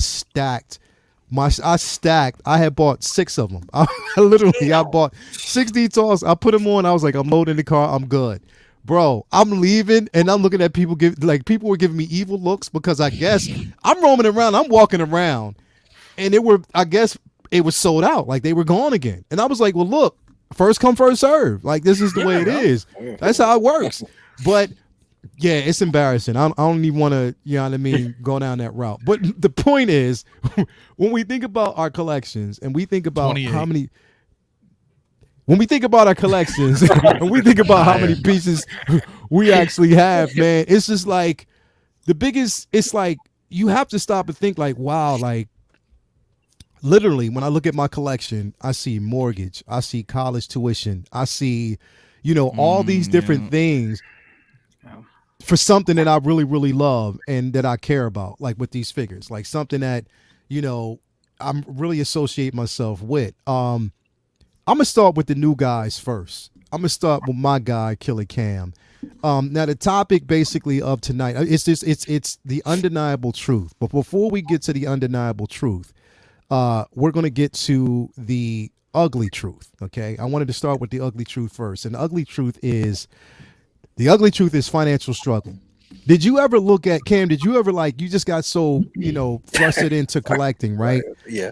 And you just started purchasing everything you see. Was like, oh, I got to get that. I'm pre-ordering, and consciously you're not really thinking. You're not thinking about it. Subconsciously, you're not. Whatever. Yeah. But then once you settle, you're just like, oh shit! Like, I got a whole bunch of ish coming, and right now. During this law, it's downtime because nothing's basically been released. So it forces us to go back and look at everything that we actually have and prepare ourselves for what's to come. Because like we talked about a couple streams ago, there is a storm. Cam, has it been one of those times where you almost thought that you maxed yourself out, bro? Oh yeah, for sure. When I first started collecting, I started collecting in 2019. So that's not that far back. COVID, boom. Immediately hit, right? Yeah. And I'm like, pre-order city, baby. Let's get it. Pre-ordering, I'm clicking away. I'm like, my wife don't know. It's okay. She's watching this right now. So she knows that. I'm going to town, right? Yeah. And then I'm like, oh shit, the payments are coming up. I'm like, oh my God. And the very first figure I actually got a resale from this guy in the area in Virginia. And he sold me the Black Panther for $200. Oh, wow. $200, right? This is before he had passed away and everything. And this is how I got hooked onto it. Yeah. So eventually my wife found out all these things were coming in, and she was like, hey, we got to pump the brakes, Mm-hmm. So the worst part is hurts me. Ain't no brakes on this train. Ain't no brakes. Nah. Sir.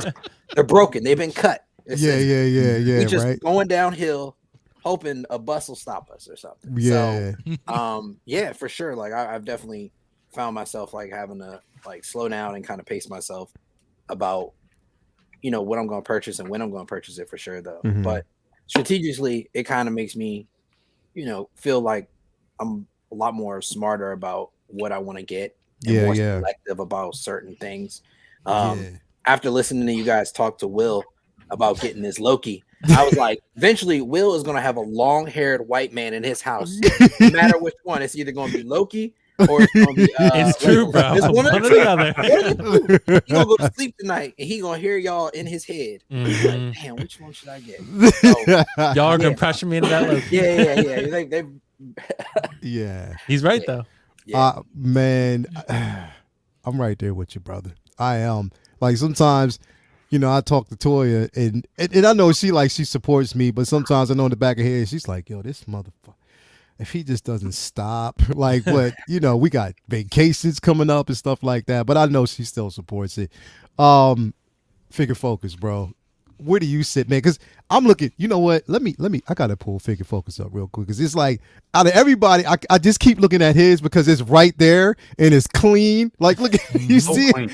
It's real clean, bro. You can't just stop. It's I'm looking at it. I see you and I'm like, yo, the haircut's smooth. But the background, I'm just like, come on, man. I told you, bro, he's the Walter White of collecting. He is, right? He is, right?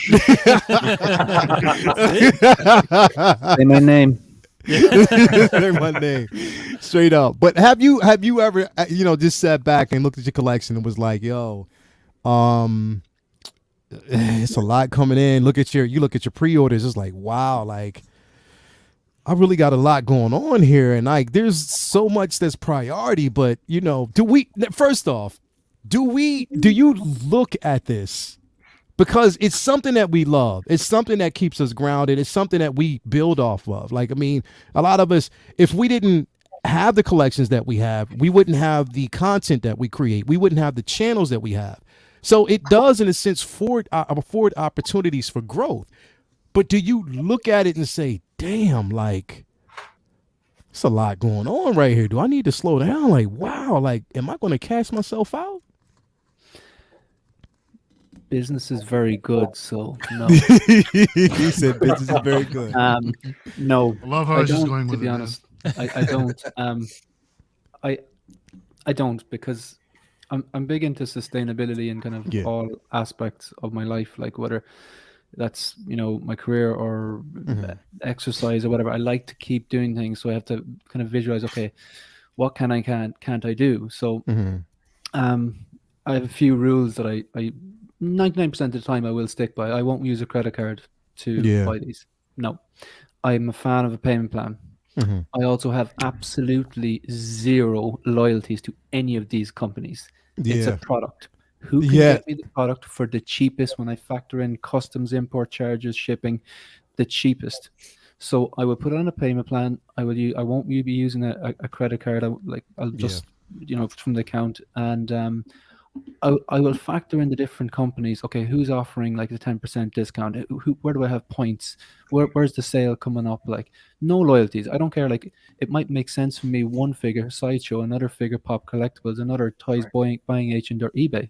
So that, and just I'll finish up in two other pieces. One thing is, like, if I was talking to KG on the live Insta live earlier on, and if I'm committing to purchasing one of these, they're high quality, that comes with a high price tag. That's just the world we live in. If I'm committing to dropping like $200-$400 in one of these, I have to love the character. Not like the character, I have to love the character. I have to like the source material that figure is based on. Maybe it's that particular version of Batman, maybe that particular film. And then the last piece then is I have to like that actual suit, whether that's an Iron Man suit or a Spider-Man suit or whatever. There really isn't too many exceptions in the collection. I can think of one offhand, like, but no, I think I have it under control. Yeah, it's also like I rule out certain things. Like, I won't collect Clone Wars. I mean, and that's no disrespect to the show. I haven't watched it all. I'm on like season 2. I'm pushing through it. I know it's supposed to get really good, and I don't want to pick and choose episodes. I want to stick with it, but I don't particularly like the sequel, so that rules that out. I don't collect statues, which is like that Loki statue is amazing. That it just looks like a photograph of Tom Hiddleston. Yeah. The Legolas looks amazing. Yeah. But every time I see one of them and I see the price tag, I'm like, oh my god, thank God I do not collect that. I feel you. Yeah, especially new collectors, I think, like, shop around, lock in those payment plans if that's what you want to do. And yeah, I tend not to use the credit card on it, like, so got you. I think it's all right. We got Brendan Raleigh in here, Coolio for life. Come on, man. I knew it was gonna come soon, so I expected it. But Aries, we'll go with you because we're going to. I want to save philosophical Will and miraculous Mario for last. But Aries. I mean, like, we're like the OGs in this group. Like, I mean, like, when it comes to, our love especially our love for Star Wars. And the thing is, it's like, it's easier. Put it this way, it's kind of crazy because when they release a Marvel figure, there's some that I can easily pass on and say, you know what, nope, I'm good, I'm smooth. Even though I love Mario, I do love Mario. I do love Mario. I love you, Mario. But even though I love Marvel, and I have a lot of them. There's some that I can pass on and say, you know what, no. But when it comes to Star Wars, it's like a drug to me. Like literally, I will get every figure just because it's Star Wars, number one, because I have the love for it, but I connect to the IP so much. But that's dangerous when I look at it. You know what I mean? Because I know in a sense, like, for real, there's no way in hell I should have three Death Watch figures, maybe 4 Death Watch figures. You know what I mean? There's no reason for it, but I just love the figures that much. You know what I mean? So is it one of those things that when we think about it, it's like, yo, like, wow, we're connected to the IP, but at the same time, what do we do? Like, how do we deal with this? You know what I mean? No, it's a really great topic, and I have to give, as I get into it here, I have to give Will props, because I think that you set a great example here today, segueing into this topic, and I have some experience with that too. So that's a very expensive piece, that Loki bust, but there was something about it to you, which was the arms, that just kind of bugs you.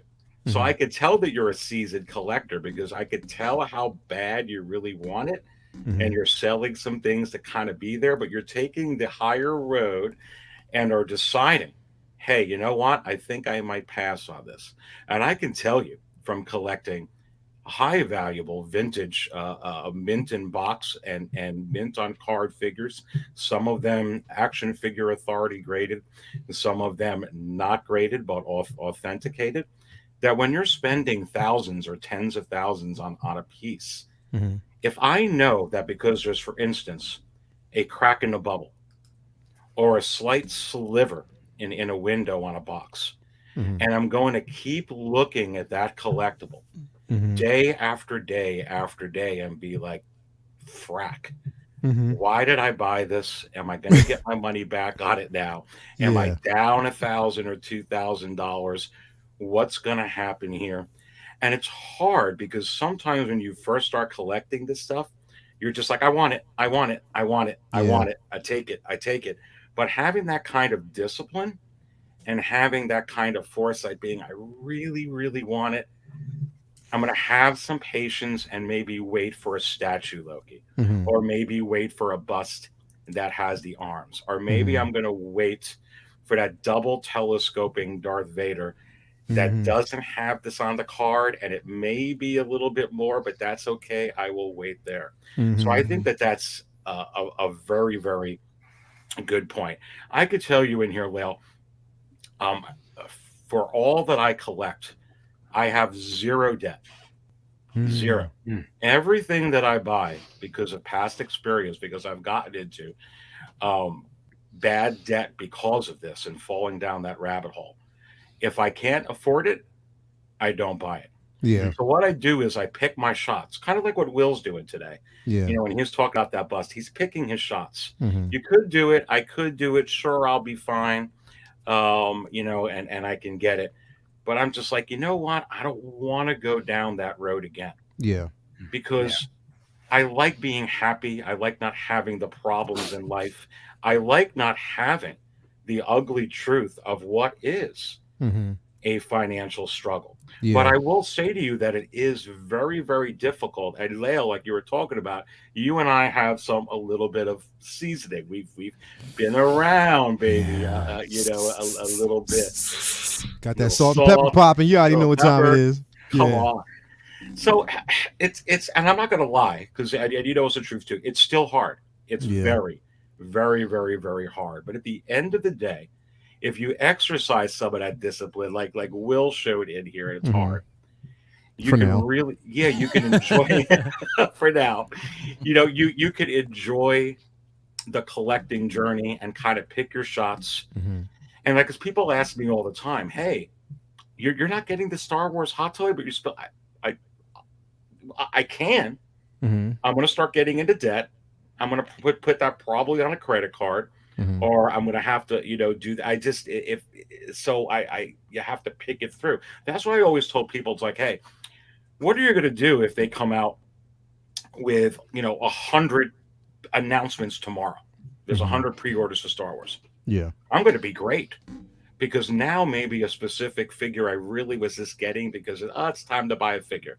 And Anthony, I think I said this on your show when you did your spotlight with me just a couple days ago or a few days ago. It's kind of like, ugh.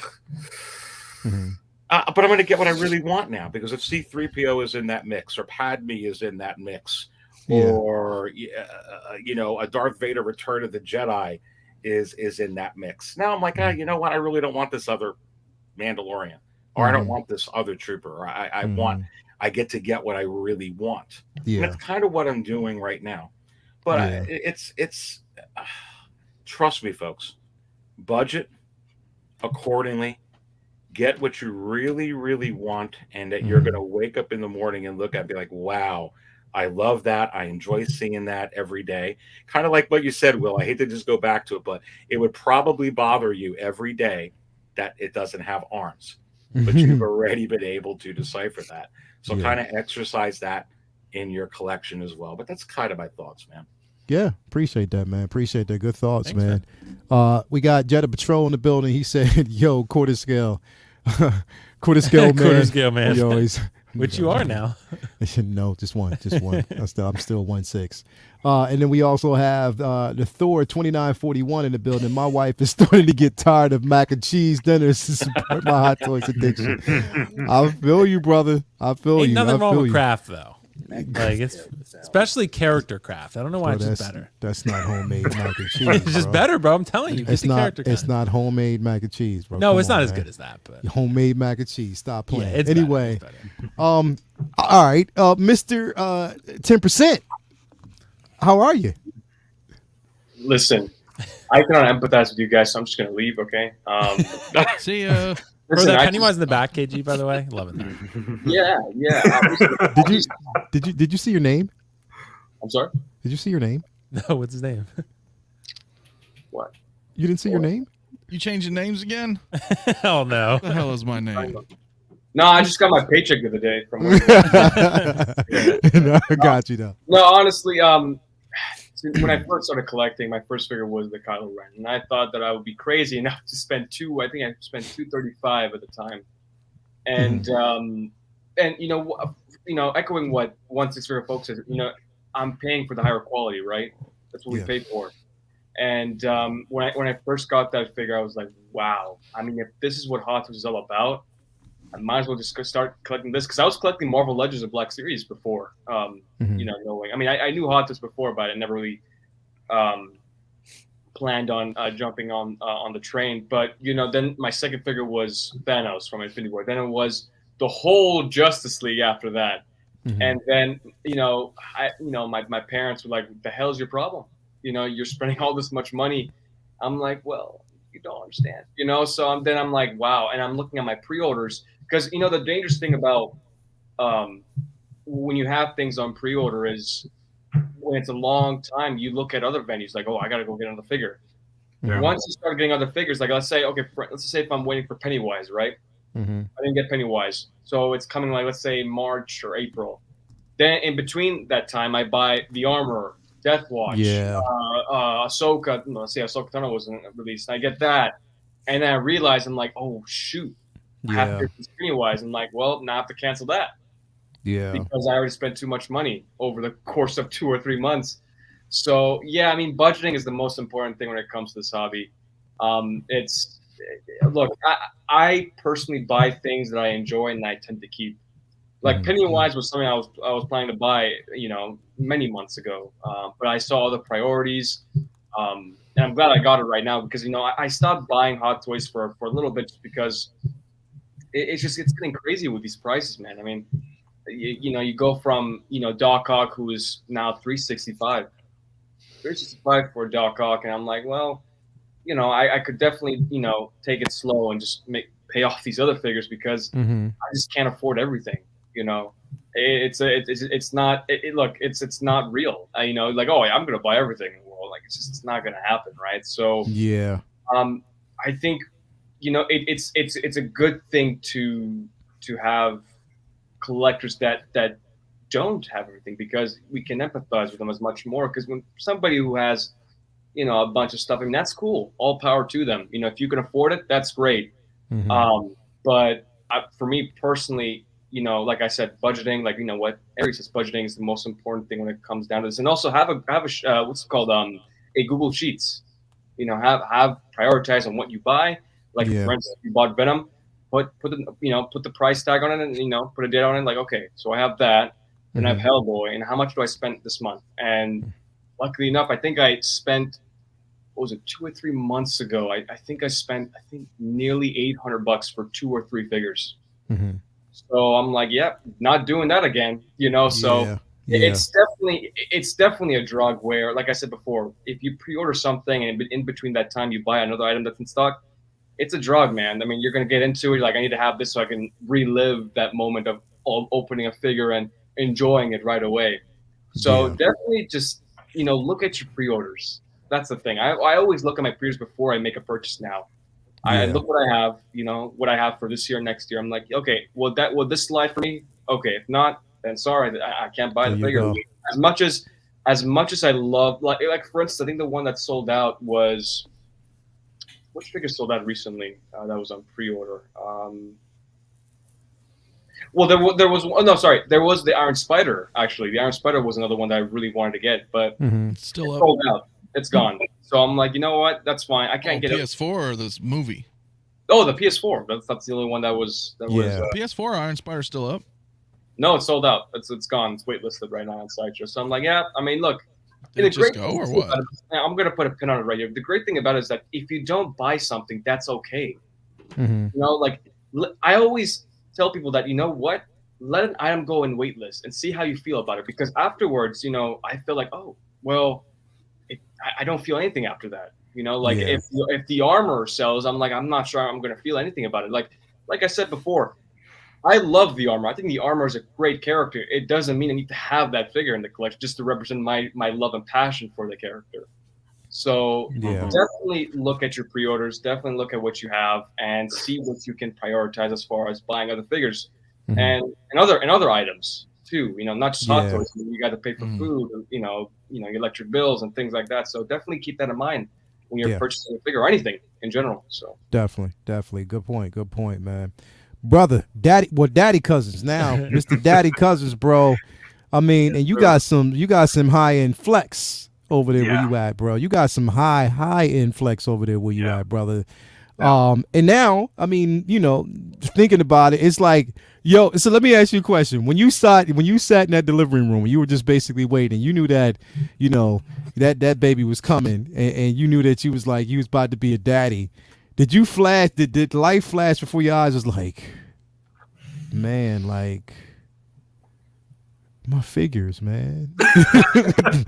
Like my figures are gone. Like, or I'm gonna have to slow down now, man. Like, oh man, like what am I gonna do? Like, did the thought of that pop in your head, bro? Not at all. Not at all. Not at all. He said not at all. Actually, I was thinking like, dang, if she's a collector, if I'm a collector, wow. Yeah, buddy. Yeah, I'm gonna have to buy doubles. I'm gonna have to get American Girl dolls. I'm gonna have to add that to the collection now. Oh my God, what am I gonna do? That's what I was thinking about, honestly. Exactly. Exactly. Yeah. The only way to fly, baby. Anyway. No, I mean, yeah, it comes to a point where there's a time where you have to slow down. But I've been doing this for a while. I've been collecting, like, honestly, I've been collecting since 1992 from a child, and not have, getting, 92, $10 was my allowance, which, that was like 2 X-Men figures, not even 2 X-Men, 2-bit X-Men figures. So I had them all, man. I remember those days. You know what I'm saying? So, so I remember the times where I had to pick, or it wasn't 2 X-Men, it was 1 X-Men figure in a comic book. Yep. And, and maybe I had a little bit of money to play, Mortal Kombat, and arcade and stuff. Good days, reminiscing, whatever. Yeah. But the thing is, I've been doing this for a while, and I learned it's a time where you have to stop. And it's a time where to use a credit card. I agree. I don't think buying things on credit cards are the right way to do it. But if you're buying Hot Toys on credit cards, that's a good way to fall into the abyss. And some people are lucky to pull themselves out of it. I've pulled myself out of it, and it is hard. It's not a game at all. It really isn't. But the good thing about that is, there is a time I think if you can use credit cards responsibly, and I think that's the thing. People have to understand how to use those credit cards, and what I mean by that is, if there's a piece that you want to get, don't put the whole thing on a credit card. Try to come up with half the money, buy it with the credit card, then pay half of it off, and then finance the rest of it as much as you can to get it paid off. Now, the thing of it is, and this is the hard part, don't buy anything else until you pay off that credit card completely. Don't buy anything else until you do that. And that's the hard part. That's where a lot of showing that level of restraint. That's because you'll buy something and be like, all right, I got this. Okay, I'm gonna go get this J&D statue, or I'm gonna get I'm gonna get a real high-end piece, and I'm paying it off, and next thing you know, Sideshow or whatever hits you with some pre-orders, or this is coming out, or this is coming into stock, and then you start falling into the trap. So the thing is, if you are going to commit yourself to a big purchase, pay it off or pay it in cash or save up and buy it. And that's for instance, I've recently got the Tarkin. I put it on the gram. I got the Tarkin 2-pack. I was looking for that thing for 2 months, and I was looking for the best deal I can possibly find. And I came up on a good deal, and the money was there, and knocked it out. Cash, knocked it out. $800, boom, done. Didn't think about it. It's done. I don't have to go back and finance or because when Ahsoka comes out, I want to have some money prepared for that. So it's a lot of it takes a lot in planning. You have to plan, and you can't jump on anything. And and another big thing, the impulsive buying. You have to stop that. The impulsive buying, and I think we've all been kind of guilty of that. You'll go to a comic book store, you'll see something that's like amazing, like, oh man, Hellboy looks good. They got that in. It doesn't fit my collection, but let me go and buy it. You shouldn't do that, because you put yourself in a situation where you may have to resell it, or you just get into a point where something else comes out. Then what you're gonna do if you buy Hellboy today and Ahsoka comes out tomorrow? Then you're like, oh my God, I'm gonna put it on a credit card, and you fall right back into debt, right back into the pit. So you have to figure out, and like Aries was saying, pick your shots. You can't have it all. Even if you do get it all, let's say if you bought every Hot Toy that came out, you're still not going to have every Hot Toy to go, because there's going to be other stuff that's come out. It's going to be other things that pop out. So you can't have it all. You just have to get what really speaks to you and really means a lot to you. Like Terminator is my jam. Star Wars is my jam. Marvel MCU is my jam. So I know when certain things come out, but at this point, pretty much, I'm not going to say I'm done with the MCU, but I'm done for now with the MCU, if that makes any sense. Anything coming out from the MCU is probably about another 6 months away. So right now I'm done with the MCU, so I can go and focus on Star Wars, or I can focus on Terminator, and then I jump back. But I try to stick with the properties that mean a lot to me, and I think that's the big thing. Stick with what you love. Don't get anything because you think somebody on this panel or us or influencers or whatever they think it's hot. Just stick what you like and stick and this is the thing, I get this from the wrestling world. Know where your ass is at. If you don't have money for a Maserati, you don't buy a Maserati. It's that simple. If you don't have statue money, don't buy a statue. Exactly. And just leave it at that. No, pick your spots. Like I said, at one point it was all Toy Biz for me. And there were other stuff out there back in the day. It wasn't as good as it is today with technology. There was other collectibles out there back in the day, statues and whatnot. I know when I was a kid, with $10 in my wallet, I knew I couldn't buy those things. So you just have to know where to pick your spots. That's true, man. Thank you for that, man. Will Foxy Feet, Foxification, Pretty Boy. Because I remember us having this conversation on PJ's show, and we talked about it. And I think that was when you first brought up the simple fact that you had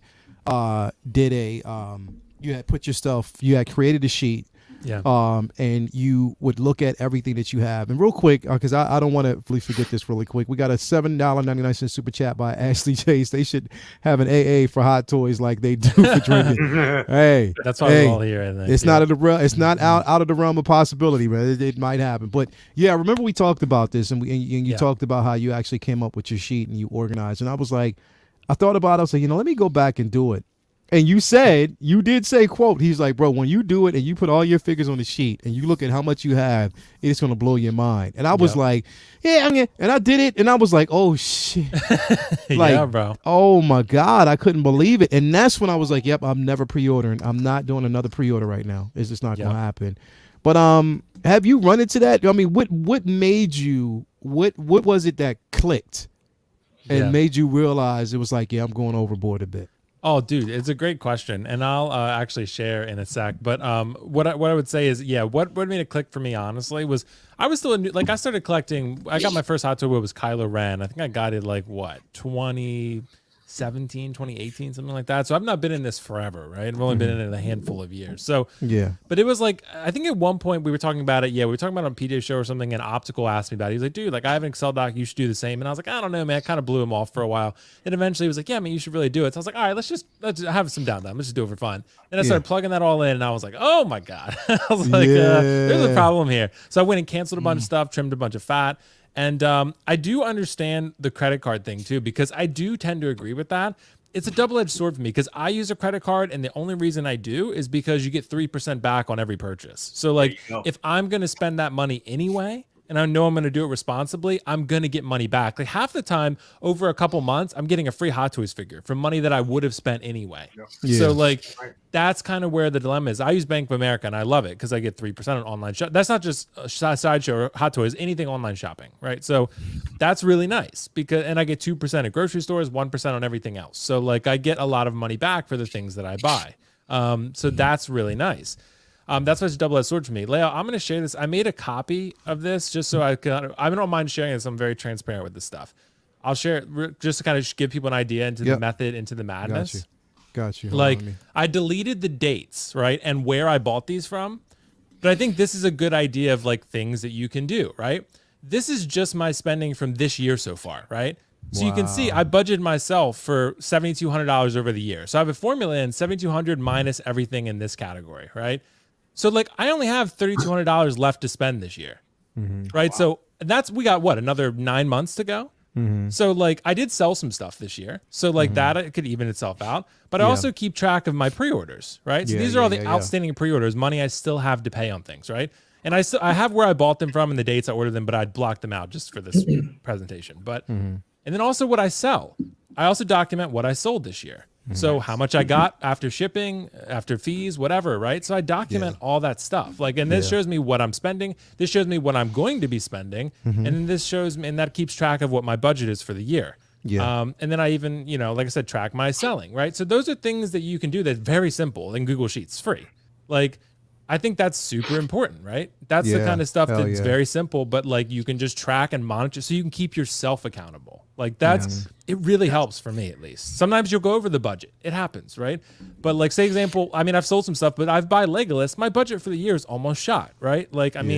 So that's kind of something I have to consider. The fact that I sold some stuff, maybe I can justify that in my own mind because I basically am netting even. I sold I might sell $4,000 worth of stuff and then buy Legolas for $2,800.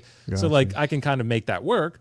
But that's the kind of stuff I feel is important, right? Because otherwise you can get in over your head. And trust me, I've done it. We've all done it. Yes. We've all got overzealous and bought more shit than we can handle, bitten off more than we can chew. And that's dangerous. Even now with these pre-orders, I told you, Leo, my pre-order list, I'm very happy with now. I don't pre-order shit anymore because now it's just, unless it's a statue that's limited edition and you have a J&D or this Legolas, there's only 250 of this Legolas. If I wanted, I probably got to pre-order it, right? But other than that, you can make it a more informed decision if you wait till it's released. So you can wait for the hype. Because a lot of times you pre-order based on hype. Right? Loki just ends and they drop Sylvie and Loki. It's all right, I got to pre-order them. But then when they come out, you're for most people, you're do I really want Loki and Sylvie in 2 years though? That's why if you wait 2 years and okay, now I can decide after the hype has died down, do I still want this?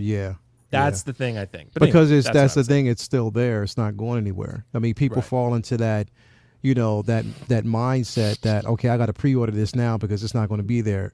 No, it's Right. it's going to be there. You don't necessarily have to do it. And you know, like Figure Focus said, like I'm heavily I am pro payment plans, because that's basically what like helped the me. option. You know, those payment plans, that payment plan option helped me shave a lot, to the point where I only have 2 pre-orders left. You know what I mean? Nice. And both of those are Queen Studio. Like the Revan, still basically paying that one off. Yeah. And the Wonder Woman. That's it. You know what I Right. mean? Everything Nice. else And paid off, done and dusted. I don't have to worry about it. You know what I mean? Yeah. Because I was on that payment plan, and it kept me structured to know, because I see it and I'm ready. And also helps that I canceled a few sideshow orders, because it just wasn't something that I actually needed. And you know what happened within the past couple of years just kind of led me down that train. And Leo, But- and one of the reasons too that I've spent $3,200 so far this year is because I've paid off so many pre-orders, literally digging myself out of a hole that I dug myself in. Yeah. So like that's why I've spent so much in the first 2 months, because I've paid off so many pre-orders. Everything like you had, it's like I bet 2,500 of it is pre-orders I've paid off. Like Yeah. I mean, so that's my point. Like you can very easily get in over your head and then have to dig out because you pre-ordered too much. 'Cause you've I've done it. paid- I've yeah. literally we've all done it. But like Hell I've yeah. done it, trust me. Hell yeah. And nobody can say they haven't. El Profesoro.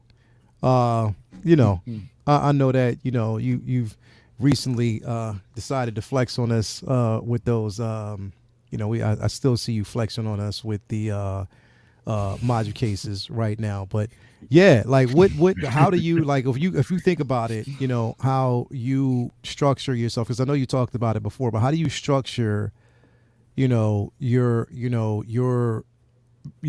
actually say, you know, what you would buy versus what do you think can sit there? You don't have to actually pull the trigger on that, you know, right away. Like what everyone's already said before, it's one of those things that something absolutely has to call out to you. You know, I mean, you mentioned earlier about Star Wars, how it's, you know, I know Aries can relate to it, how it is a drug, man. And Yeah. it's one of those difficulties. Star Wars is the difficult one, to where you can't, I mean, given the fans that we are, you know, considering that, Yeah. it's difficult not to want to get into that and want to pick up everything. And I'm actually still in that mindset right now. But the problem is that, or not the problem, but the thing is that I know, you know, what I can and cannot pick up. I've been, throughout my collecting career, whatever you want to call it, you know, I've been fortunate enough to have the income to go ahead and or have this type of disposable income, and still, you know, keep food on the table, pay the rent, you know, keep all the bills paid, keep up with everything as well. But that's not to say that I'm not debt free from other previous debts from before that I'm still trying to, you know, work and pay off. So the financial struggle, it can get absolutely real, and it is really it's really easy to really get caught up with these with collecting all this stuff, considering that we see these pre-orders that come out, and it's so easy just to hit the pre-order button for something that's $30 here, $40 there, or whatever it is, you know, considering it that it's 6 scale. But then when, like we've said before, when all of these bills start coming at once, when all these figures are start to drop, you know, then what do? That's when reality starts to set in, and you actually have to make a decision whether or not you start pre-ordering or start canceling, you know, just to try to make some room, or I mean, sell some stuff off. I mean, that's another thing too, because I've been collecting Hot Toys for like about since the tail end of 2013. So I've been in it for a little bit, and you know, I'm not afraid to let stuff go if I have to let go. Matter of fact, I mean, I've done that, you know, plenty of times, even just to support like life changes, or if anything happens in life, you know, gotta sell some stuff to you know, to take care of things. And I've done that. I mean, it sucks letting go of figures, but these figures are always there. You know, you can always get them back. But the thing is, I mean, we all have to collect responsibly. Everybody brought up excellent points as far as using credit cards, as far as to take advantage of those extra reward points. I mean, Will just showed a perfect example on how he uses, you know, his cards to earn those extra points, and that's great. But at the same time, I mean, I know not everybody is actually disciplined enough to actually, you know, stay true to that, because it's very, very, very difficult. It's tempting, bro. You know, it's like so much temptation out there. It totally man. is, because there's so much stuff that's like completely out there that's just really hard to say no to. Yeah. I mean, matter of fact, I mean, I'm at a crossroads right now personally to where I got to think about. It's not that I can't afford anything, but it's just my thing is like space right now. Yeah. Because I'm one of those collectors that's actually paying for a storage unit, not just for the collection, but for other things as well. But I see it starting to fill up, and it's a decent size. So I'm like, okay, now. Yeah. So now I have to make this decision. Do I just start? So I actually downsize even more, or just come to a stop if I have to, which I have no problem doing. But yeah, it's this whole thing is it can be difficult, man. But you really have to exercise that self-control for everything, man. Yeah. And it's a lot easier said than done. It really is. It is. It's a lot easier said than done. Big time, because the next thing you know, you're just drowning in. Because like me, I was at a point one time where I was just collecting so much stuff as far as like juggling flex payments, where I would juggle 6 to 7 payments a month. Yeah. And then I realized, I was like, yo, that's a freaking 2 or 3 figures a month that I can just actually pay it off. So my thing is that I'm not really pre-ordering anything when it comes to 1/6 anymore. Gotcha. I've got a list of what I need to pre-order, that I would like to pre-order. But I mean, right now I'm just focused on just paying current pre-orders off. Yeah. I want to get that out the way so that when things actually drop, I don't got to worry about putting money up front for it. Yep. So that's the thing to do, and that's been a huge eye opener for me personally after going through that, because I went through it pretty bad, sometimes. But the thing is like what we all say is just try not to pre-order, because especially nowadays the stuff just tends to sit for a while. You don't have to pre-order anymore. That's the good thing about it. So you definitely don't. So yeah, man, just collect responsibly. Just do what you got to do just to make sure that you got a roof over your head, your bills are paid. And you're living your best life too at the same time. So exactly. Mafia, brother. You do it for the nookie, but I know that even the nookie, you got to show restraint, brother. Yeah. Sometimes you got to say no to that because you got to pick up a toy. It just happens, man. Listen, man, this is everybody's all made some amazing points here. I think that we can all agree on, and most of us even do, right? There's a problem when you get into this game, right? Because we've all done it. We've talked about it. Mm-hmm. You can get carried away very, very easily. Because whether you like it or not, everything still looks great. Like I like Marvel, of course, with comics growing up, and Star Wars is life for me, and Star Trek, and DC's good too. But so like you see all these things and you're like, man, they're phenomenal, right? Because you're already in it. You're in it because you pick up a figure because you like it, and you're like, damn, these are really, really good. So everything else you look at is also really, really good, right? So then all of a sudden your brain is looking at everything. You're like, well, these are all just amazing. So you can get lost really fast. So I mean, in my years of collecting, let's say Hot Toys or 6 scale in general, I screwed up so much shit, dude. It's not even funny. I've had mistakes. I blew a lot of money. I put myself into debt. It's been good now. You just have to, like, I don't pre-order anymore, and I really try to focus on what I like the most. And it's very similar with you, Leo. Like it doesn't matter what it is. If it's Star Wars, I pick it up. Yeah. You know what I mean? Because it's Star Wars. So yeah, that's the thing. That's the dangerous part. Yeah. It is. So, but it's also kind of a good thing, because I've told myself, like, hey, you like Star Wars a lot. The other stuff is cool, but you really like Star Wars. So focus on that. You know what I mean? And on an occasion, if Hot Toys puts out like a comic book version of something, I'll probably get it. But that's, few and far between. You just have to stay focused. And most importantly, it goes with anything in life, is live within your means, right? Yeah. That's really what it is. If I can get this much money, then I'm not looking outside that window, because I can't do it. I can't do it. So I feel you, bro. That's it, really, man. I'll keep that one short. I feel you, bro. Good point. I mean, everybody here made some great points, man. I hope everybody out there embraced it, because that's the thing. It's the ugly truth. It literally is the ugly truth. But like sometimes, like I said, a lot of stuff that we're talking about can help save you. It just really make you understand it. I help you select, accordingly, and cautiously, especially when it comes to income. But right now it is that time. Now, before we actually jump into this real quick, I want all of y'all, before we even, it's about that time for a segment we all been waiting for. But before we get into that segment, I want everybody to think about this before we jump to the segment. And then after the segment, I want you to give me an answer. One figure you got in your collection that you regret getting. Ooh. One figure that you have in your collection right now that you regret getting. Don't say it, but wait till after the segment, and then I want you to reveal it, okay? So one figure in your collection right now that you're like, why the hell did I get this? And I shouldn't have got it. And why it just was a piece of, anyway, let me know. But you know what time it is. Come on, man. It is this time. It is about that time. I know people been waiting for this. It's been highly anticipated. You know what it is. You know it's that show. We've been waiting for it for so long. Will just keeps us waiting. And it is that the world according to Foxification. Oh. I mean, come on, man. It's that time. Everybody's been waiting for it. I know y'all been cramming for it. It's finally here.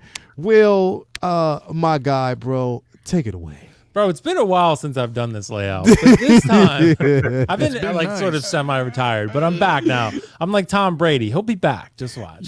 So what we're going to do, we're going to talk about starting a YouTube channel tonight because you're watching a lot of YouTubers tonight. And we're going to talk about, and like 16Figure Focus just talked about, like being in the chat is great. And then being able to jump into the conversation, even better, right? And there are a lot of people out there who want to start a YouTube channel. They don't know some of the basic stuff. They're maybe a little bit, they have a little bit of trepidation, a little bit of fear of starting a YouTube channel. I'm going to tell you, don't, because it's going to be fine. And we're going to explain it. Tonight, Leo, let me share this PowerPoint with you that I have prepared for the people. And let's see, I'm going to, let me know when you can see it on screen. Gotcha. Is it up? All yes, right. It is. Cool, baby. Let's go. Starting a YouTube channel. All right. So we're going to get into all the nitty gritty of starting a YouTube channel tonight, but you can see here on the right-hand side, we got a watcher in the chat tonight, just saying, how could I possibly be this cool /handsome /dynamic? Well, trust me, if you listen to my advice, you can get there. You can be this cool, handsome, and dynamic. Just give it some time, bro. You'll be there. And if you want a brand deal like Leal and I have with Michaels and me with Olive Garden, listen to this presentation closely, baby, because we're going to lead you guys to the promised land. Identity. All right. Hey, it's me. What do you know? All right, baby. I actually stole this from one of Anthony's live videos. I just screenshotted it, and you can even see like the little audio icon. That's why. So yeah, because dude, this guy loves Pizza Hut, bro. I've never seen anyone who loves Pizza Hut as much as Anthony and Cameron Diaz. I love it. I have a roommate. You got Pizza Hut and Cameron Diaz, bro. Of course, bro. I love anything. So, dude, I love Pizza Hut too, to be honest. Identity. Okay, so let's get this out of the way to start. I think we all would agree. The hardest part of running a YouTube channel, honestly, is starting one. Because when you start one, like you have a little bit of fear. You're like, I've never done this before. It's fear of the unknown. But it's really not as hard as you would think it is, especially when it comes to like getting started with some of the technology or getting started with, kind of like your gear or things like that, or what you're going to say, your identity. Really, it happens pretty naturally. Once you start, it's like a snowball effect. It just keeps rolling. Everything will run into place. Identity, really, it's not usually something that's determined immediately, though. Like, there's a gradual evolution over time, right? It's the same kind of deal with like even like TV shows. If you watch The Office, the first season's like, okay. Same with Breaking Bad. 16Figure Focus knows this because it's about him. Like, there are those type of shows that are pretty good, but it takes a while to find their identity, right? They kind of eventually evolve into the greatness that they become, right? And one of the key questions you have to ask yourself, what is it you really want to talk about? Obviously, we're all here for the figures, but there are a lot of channels doing these type of shows now. What is your unique spin on that, right? Like Anthony's a great example, and Lael too. All these guys really on this panel. Anthony does these one-on-one chats, getting to know collectors, those type of things. Iron Logan does a similar type thing. Those are great, unique ideas. Lael doing the figure posing thing, the comic book talk with friends. Those are unique things that not really anyone else is doing, right? And those are pretty cool. And those are the type of things that I like to see. It's okay to also take inspiration from others. We all have inspirations that we, that we aspire to be like, but your identity really should be about you, right? It's not directly a carbon copy of someone else. It's something that really should be what you want it to be, who you are, and what you can offer this community. And really ask yourself why you want to do this. Like, if you want to start a YouTube channel, if you want to just join the conversation, that's a perfectly valid reason, right? I want to be in the show. I want to be in the conversation. I love talking about these things. I like meeting like-minded people. We can all say on this panel, we've met some of our best friends are literally on this panel tonight. I've never met them in real life. Like 10%. that shows you a testament to how strong this community can be and how impactful on your life it can be should you get involved. Finally, highlight the best aspects of your personality. One of the things that I think people sometimes forget is that your job is to entertain, right? Like when you come on these shows, like it is important to, you know, show your true personality and not be something you're not, but you do have to entertain people. You have to be a little lively, like boost yourself up. I'm tired as fuck tonight, but I'm here, like I'm boosting myself up. I'm just like, I'm basically, I didn't even drink a soda or nothing, bro. Like I'm just here. I'm just boosting myself up. Like, I had to see with Anthony daydreaming about pizza and Cameron Diaz, and I'm on, bro. Like I'm ready to go. Let's go. All right. Oh, wow. I'll get a photo. Oh, You wow. got anything new? Nah, bro, I had to take this one, bro, because Mario's made of money, man. That guy's a pimp. He's a player. That man, he makes it rain. This bitch. That All right, was pay when your the play. beard began. that was like Batman Begins, but beard begins. Exactly, bro. Mario, you look sexy, bro. It's good. You look great. So okay, so I think the common misconception, pay to play, or is it right? I think a lot of people have the misconception of like, I need a lot of money to start a YouTube channel. You really don't. You really don't. Because it's not really a major expense unless you want it to be. If you live stream like we're using tonight, StreamYard, that's what most people in this community are using.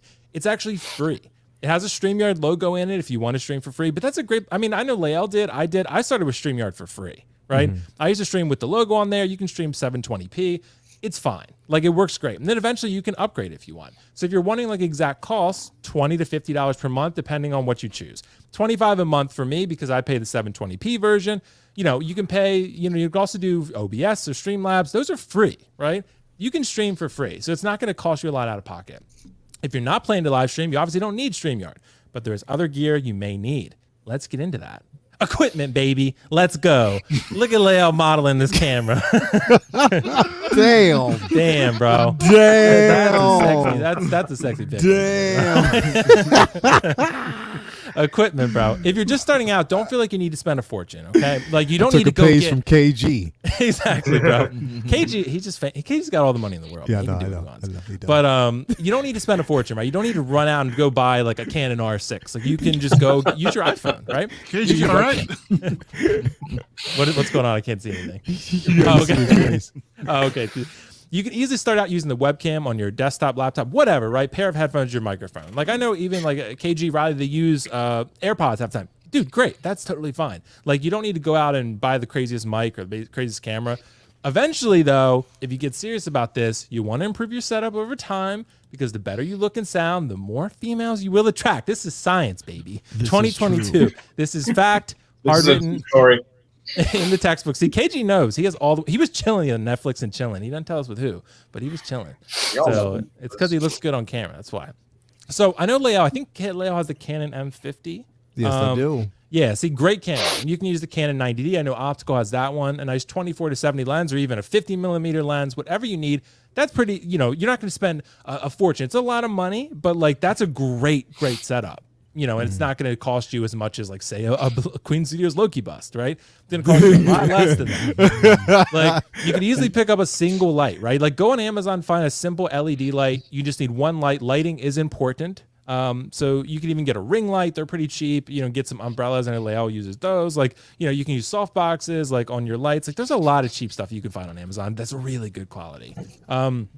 As for a microphone, if you want to kind of go all in, there's some options. Elgato Wave 3 is pretty good. It's a USB mic. You plug it straight into your computer. I'm using the Shure SM7B. That one's pretty pricey. That one's like $400 because, you know, I felt it was an investment, right? Rode Procaster.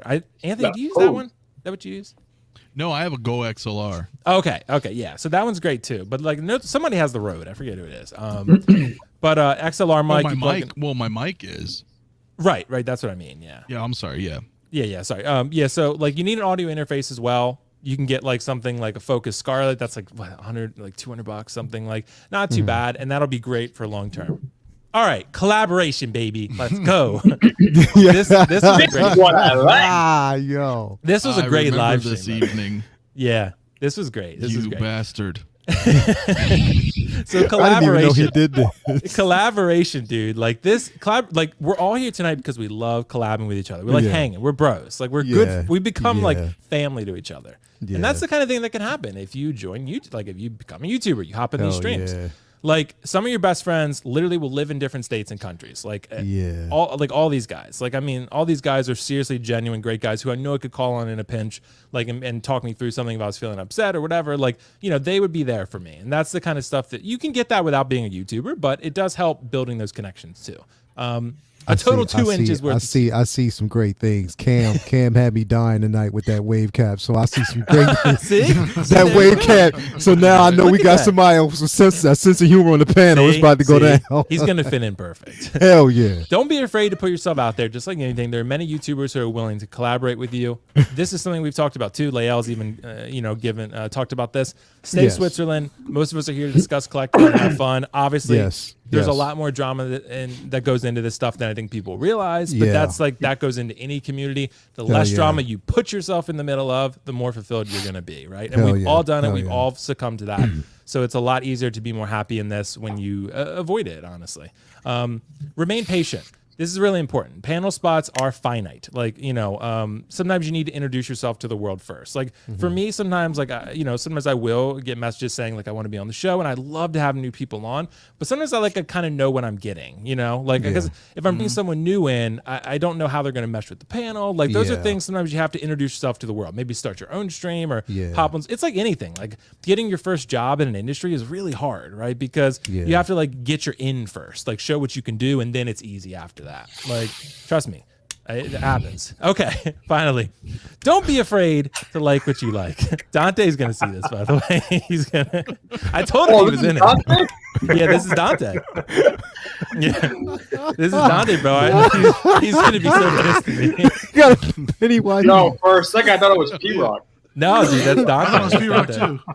Yeah, it looks like P-Rock though. That's Dante. Yeah, the Pennywise is actually not real. I did Photoshop that on his real shirt. quick. I was like, yo, did he get Cam? Cam's only been on this show one day. But then I was like, no, it's no beard. There we go.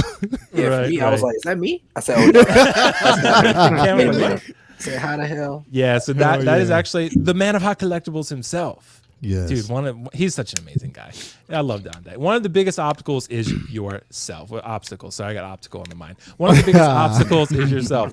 Insecurities can sometimes lead to a desire to conform. Don't feel like you always have to conform to the consensus. Like you can disagree, have different opinions. Like Leo and I disagree on a bunch of stuff. We all do. Like we're always respectful. But that's the beauty of it. That's the beauty of it. We remain great friends at the end of it. Like it's like, dude, it's respectful. No one's yelling at each other. No one's calling each other names like that.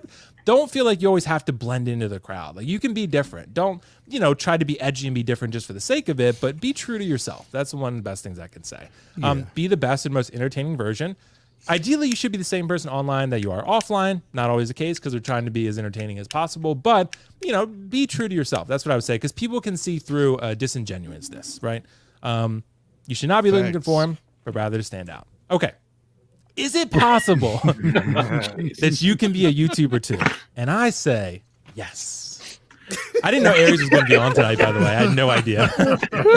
I had no idea Aries was going to be on tonight. But I had to include my guy.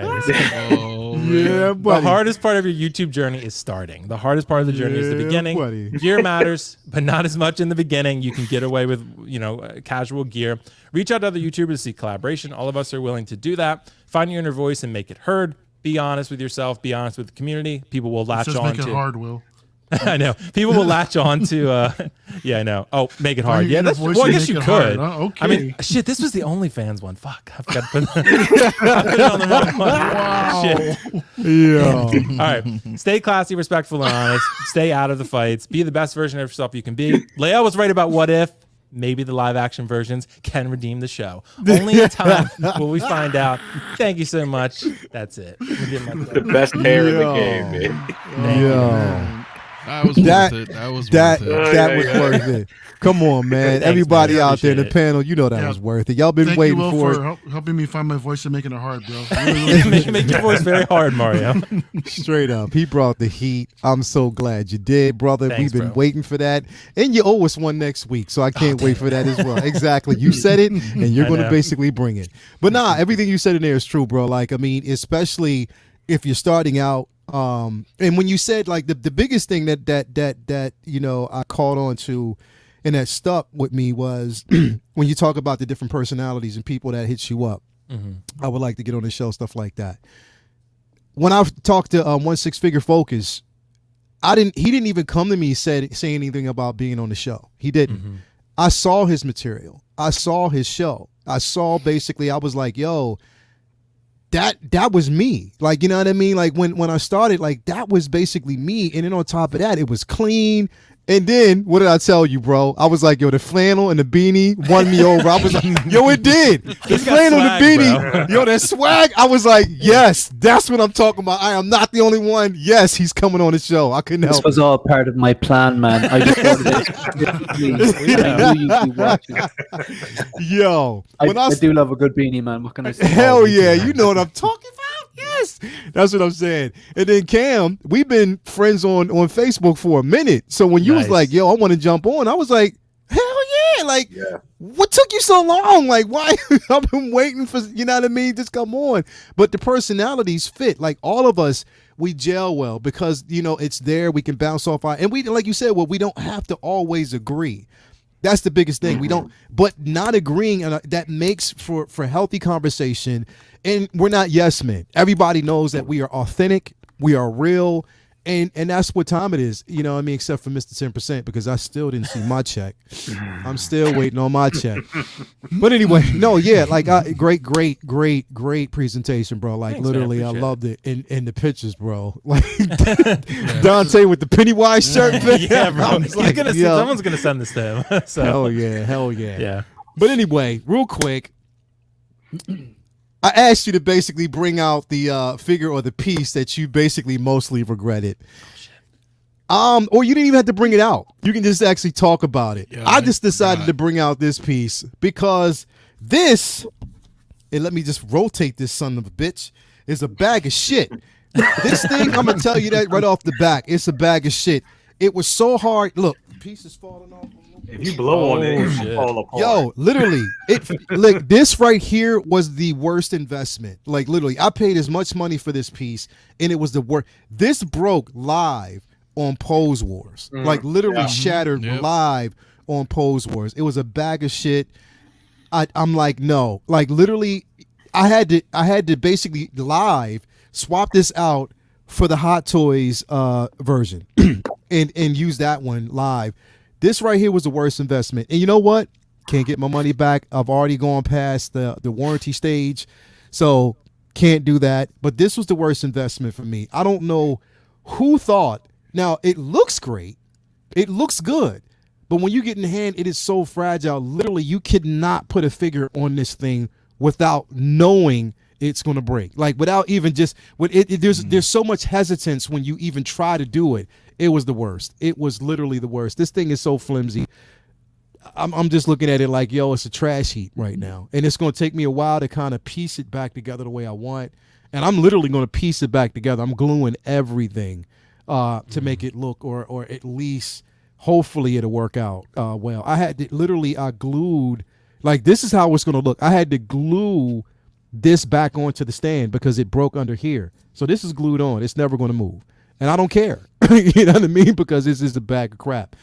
But anyway, that's my piece. Cam, I'm gonna start with you, brother. What piece do you regret in your collection, man? So it would definitely be my Captain Marvel from the Captain Marvel movie. Ooh. I got the deluxe version, right? Ooh. I thought it was a great piece, right? Yeah. The only problem I have with it is just how stiff it is. Yeah. It's just like that little leather pleather, whatever you want to call it, suit will not allow it to just pose how you want it to. Yeah. You know, especially with the torso area.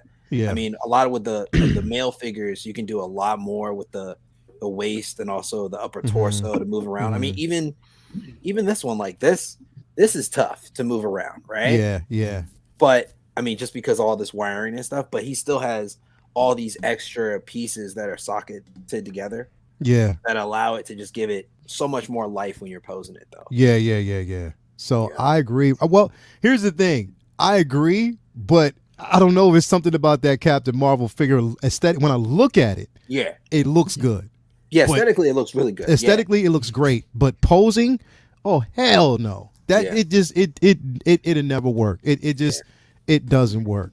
Brother Cousins, I'm gonna go to you next because your interactions and your reactions to figures is funny as hell. When I saw that Terminator, bro, I died. The way.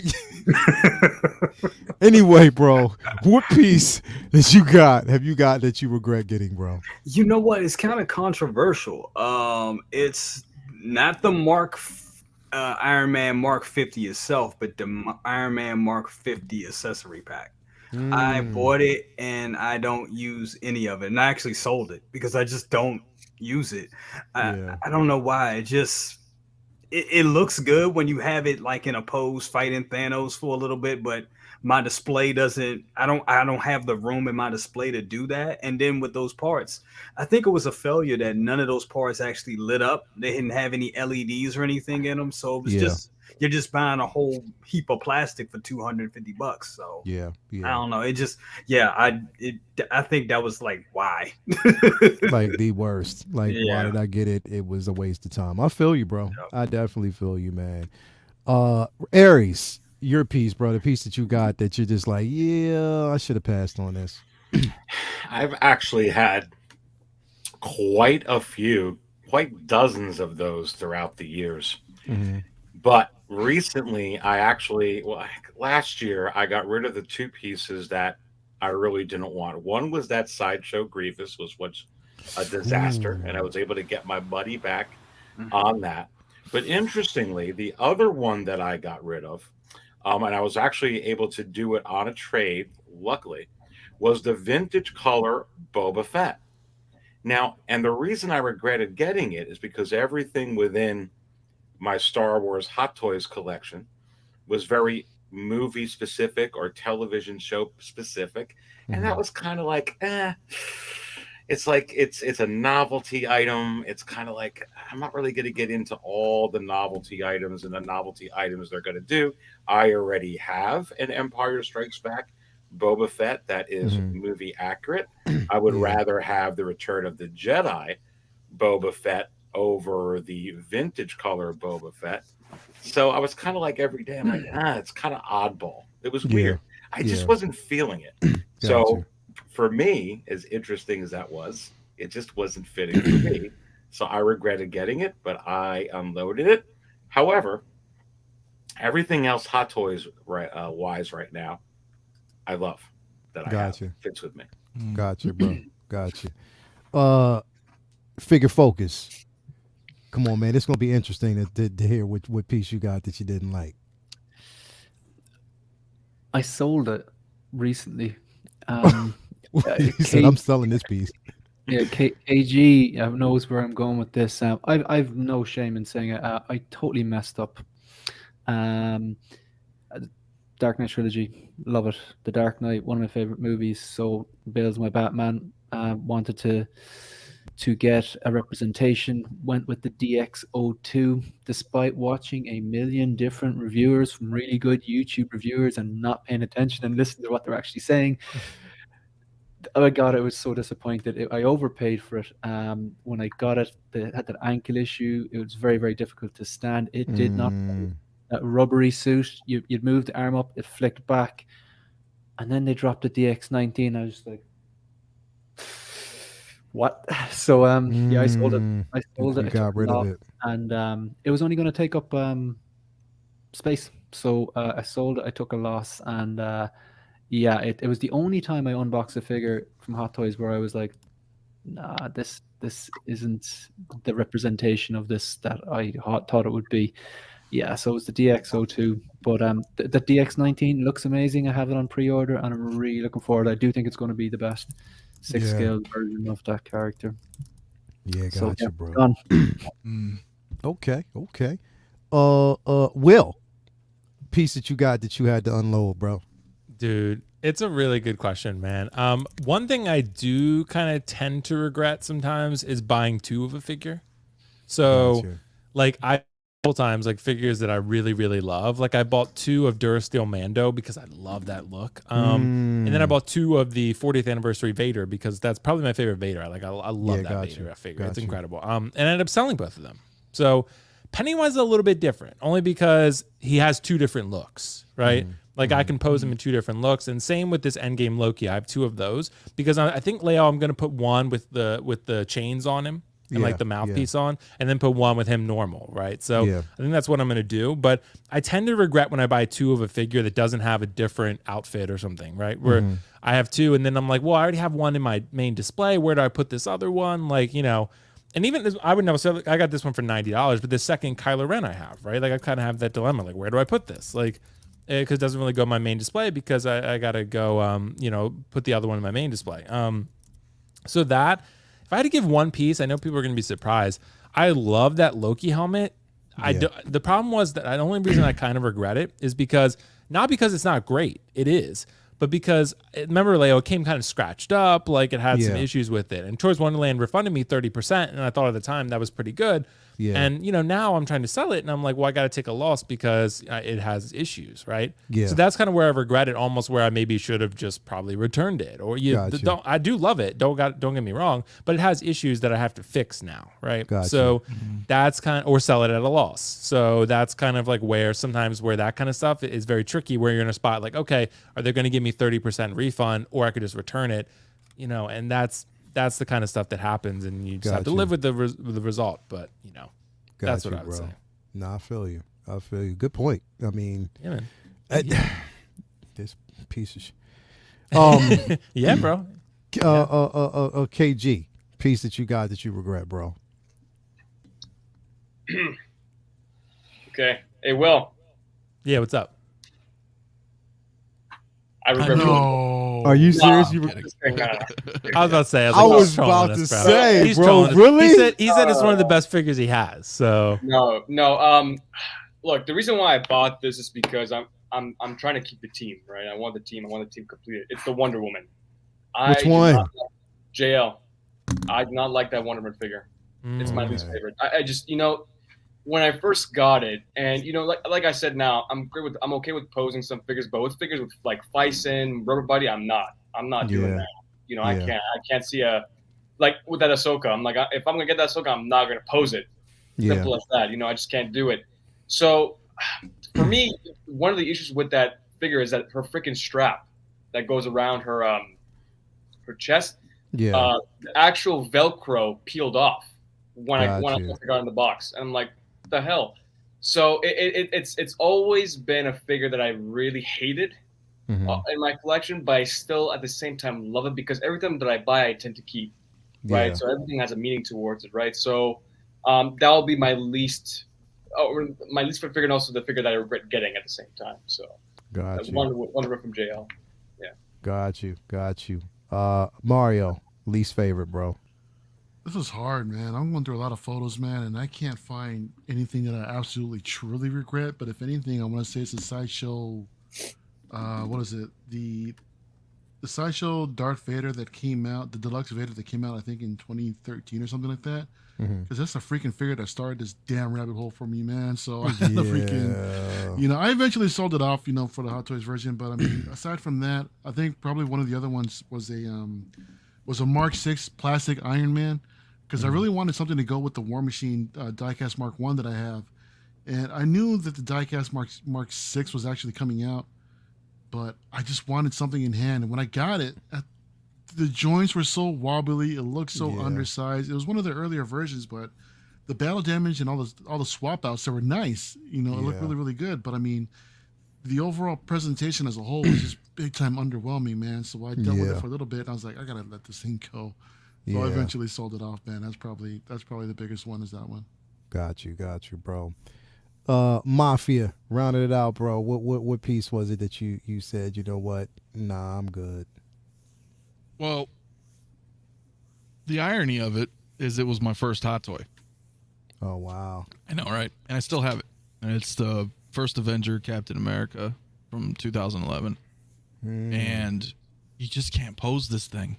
Yeah. You know, to their credit, Hot Toys is a lot better now than they were, you know, 10, 11, 12, however long I got, you know what I mean?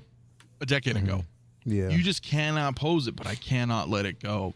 Yeah. Because it was the first. You know what I'm saying? So it's still here. Now, I could say, and it's still a cool figure, you know, because it's from the first Avenger, you know, movie, World War II. But it's not that. It sucks, man. It's just not. You know what I mean? It's not really there. hard. The shoulders are like rock hard cloth, cardboardy. You know, if you have it, you know what I'm talking about. It's just, you know. But then obviously, anything I had Sideshow, you know, and I don't want to just knock it on that, but I was like, I got rid of the X-Men stuff that I bought. You know, I was like, no, it's not good. And then I did it again, and I bought the Mythos Obi-Wan, and I thought that figure was excellent. I really, really do. I think out of all their 6-scale figures, that's the best one they've made. But then they pulled another one on us, and when they brought it back out, they gave a single jointed body. Yeah. And I just, once I got it, I was like, yo, seriously? Like, and then I just returned it right away. I was like, nah, but it's a great figure, but prior it was double jointed, and then they omitted that, and all the screenshots were still double jointed. Like, even on the box, you know, he's double jointed holding his backpack. So I was like, but that's a given. I mean, that's Sideshow. If it's Hot Toys, it had to have been my first Avenger, because, you know, it's just you couldn't really pose the guy. And I look at him, I walk around, I'm like, yeah, okay, it's cool. It was my first one, but if it wasn't my first one, I would have sold him. Yeah, no, I'm good. It's a wrap. Yeah. I feel you, man. Did we get everybody on the panel? Everybody gave us their pieces and stuff like that? Everybody, we got everybody? Okay. Yeah. Everybody out there, you know the figures we love and the figures we absolutely hate. It's a big bag of shit, including this one right here. Hot Toys. I mean, Sideshow, you can do better. You need to do better. You need to do better, because this piece, when I broke it live, I was so embarrassed. I was so embarrassed. It's and almost I was like a model kit. You know what I mean? That's what it feels like. And that's why I was so, because the Hot Toys version was so easy to put together, and it was stable. There was no problems with it. Yeah, I love this mine. piece right here. I got no problems with it. Like, this piece right here was a headache. First off, when I got it, this broke off. So, you know, and I had to glue that back on. So it's just, I never do it again. But anyway, man, guys, thank you guys for coming tonight. It's been a great show, man. Let me get to these super chats real quick, because I kind of forgot about some. I'm so sorry if I did. I want to kind of go back and grab. We had, let's see here, make sure I did get everything. We got Ashley. You know, we did get to that one. We got Joey Savato. He said, I have a credit card labeled Hot Toys only to keep my collection finances in a separate account from my actual everyday card. I feel you on that one, bro. I still won't do it. Payment plans, I'll stick to that. I'm not using a credit card ever. Kinky Sphincter, any tips for selling Hot Toys? I'm about to sell 3. Any info helps. By the way, you forgot me in the intro. Oh, I'm so sorry, Kinky. Kinky Sphincter, I'm so sorry, bro. But Kinky Sphincter. I can't say it fast, though, because yeah. But I mean, anyway, man, thank you for that. But any one person want to chime in, got one quick tip? He said when it comes to selling, I think, or did we touch on that already? Or anybody got a tip for that? I told him the groups, 1-6 Republic. Yeah. Groups, Macari, you know. There you go. Take a lot eBay's of photos. the last resort. There you go, man. There you go. Hopefully that helps you out, brother. We got Collector Zone was in here earlier, man. Thank you for coming through, Marcos, man. Appreciate that. Guys, thank you for coming through. I'm gonna go through really quick and just get, information from everybody to see what they got going on. Mr. 10%, I think I already know what you're gonna say. My channel's not up yet, man. But you and Riley need to be on point, man. Y'all need to come on, man, because I'm telling you, y'all got something special, bro. So what's going on? And don't lie, because I got the contracts. What's up? Well, I guess it's number. Okay, let me just. Me and Riley have something going on right now. But we're working on it. It's a brainstorming. We're just finding a way to find the right time to talk about it. Got you. But you will see me through, channels like this. Once Scale Man, Will Foxifications, Aries. One Day Mario, and hopefully, Figure Focus. If he ever does any live streams, I'll definitely join him. But that's pretty much it for me, man. Just expecting to be on these, on these panels, on these live streams, and if you guys want to check out my channel, it's KJ Collector, and my Instagram is KJ_Collector. That's pretty much it for me. And also, please hit the like button and subscribe button as well. Yeah, definitely, man. Please do so. Aries, what you got coming up, bro? Well, you have to wonder, is it possible that my next live show is going to be this Saturday, at 6 p.m. Eastern. Yo. Same time, same station. We have the big shebang at 6 Scale Cantina, the market show live. And I say, yes. There you go. So check me out on there. And, if you don't know me, I am from 6 Scale Cantina. Come on, subscribe, man. Baby. People, if they don't know, man, they living under a rock. Come on, man, everybody. Exactly. Yeah. They know who you are, man. And thanks for having me on, Lael. Always love coming on. Say all Whaaat. day, So man. this was awesome. Definitely, man. I couldn't, not have you on the show, bro. Like, love your content, love the movement, love your passion for this, man. It just speaks volume. And plus, it's another OG. I can't be the only OG in the building. So Come on, we got to stick together, you and I. Come Definitely, on. you already know what time it is. Killer Cam, my guy, bro. What you got, man? And thanks, bro. Thanks for reaching out and thanks for coming on, man. Like, I really do appreciate it. I've been waiting for you to say, yo, can I jump on, man? Yeah, so man, I'm glad you did, bro. Honestly, from the jump, I was like, man, I'm kind of scared to ask him. I was like, this might be a panel of like 35 folks trying to get in his inbox and hop on here. But come on, yeah, man, I appreciate you, looking out. I just read in the chat somebody sounded like Kawhi Leonard. I guess. All right, that's cool. What? I'm out here. Nah. Hell nah. Hell nah. Yeah, man. So I'm dropping some new posts as well as probably some new review videos on my YouTube coming out. So. Got you, bro. And then also some new hot toy reveal reels as well on my Instagram. Everybody can check me out at Cam's Collection, Cams_collection on Instagram and YouTube as well. Appreciate you. So the channel's up already? Yeah, it's up. I did a couple reviews before, but I'm about to get back into it as far as updating. The first review I had on there was the Black Panther, and as well as the Winter Soldier from Infinity War. Got you. Okay, definitely, man. Like, and I'm gonna put your banner up here in a second, man. So definitely, bro. Thank you for coming through. Appreciate it. Thank you. Trying to get through these banners, bro. It's so sickening sometimes, but we'll get it together. 6-figure focus, bro. What you got coming up, man? Oh, you're muted. You're muted. I think you're muted. Gotcha. Sorry, it's my first day. Second. Well, first of all, thanks very much for having me. I really appreciate it. I'm looking forward to it all week. It is now 5 o'clock in the morning here, but I just don't care. Wow. I am. If you're stuck for someone on the Friday figure flex, I did get a shipment in today. Let's go. Let's go. Nice. Let's flex. Let's flex. Posed up and everything. Killer Cam, you can come through too if you want to. Let's flex. I just want to say thanks to everyone here. I followed your channels and I've been watching you. It's great to be part of the conversation. Really do appreciate it. Really quickly, the Instagram is at 16figurefocus. I just got a brand new light box so I can fit bigger figures. I did Thanos there today. A really good time photographing it, so that should be up. Expect a flood of photos coming in there because it's a bit bigger. It's the group shots, a lot easier. And I should be starting flashback figure focus, where I take a random figure from my collection, pose it up in 3 different ways so you get to see what it would look like on your shelf if you don't have it.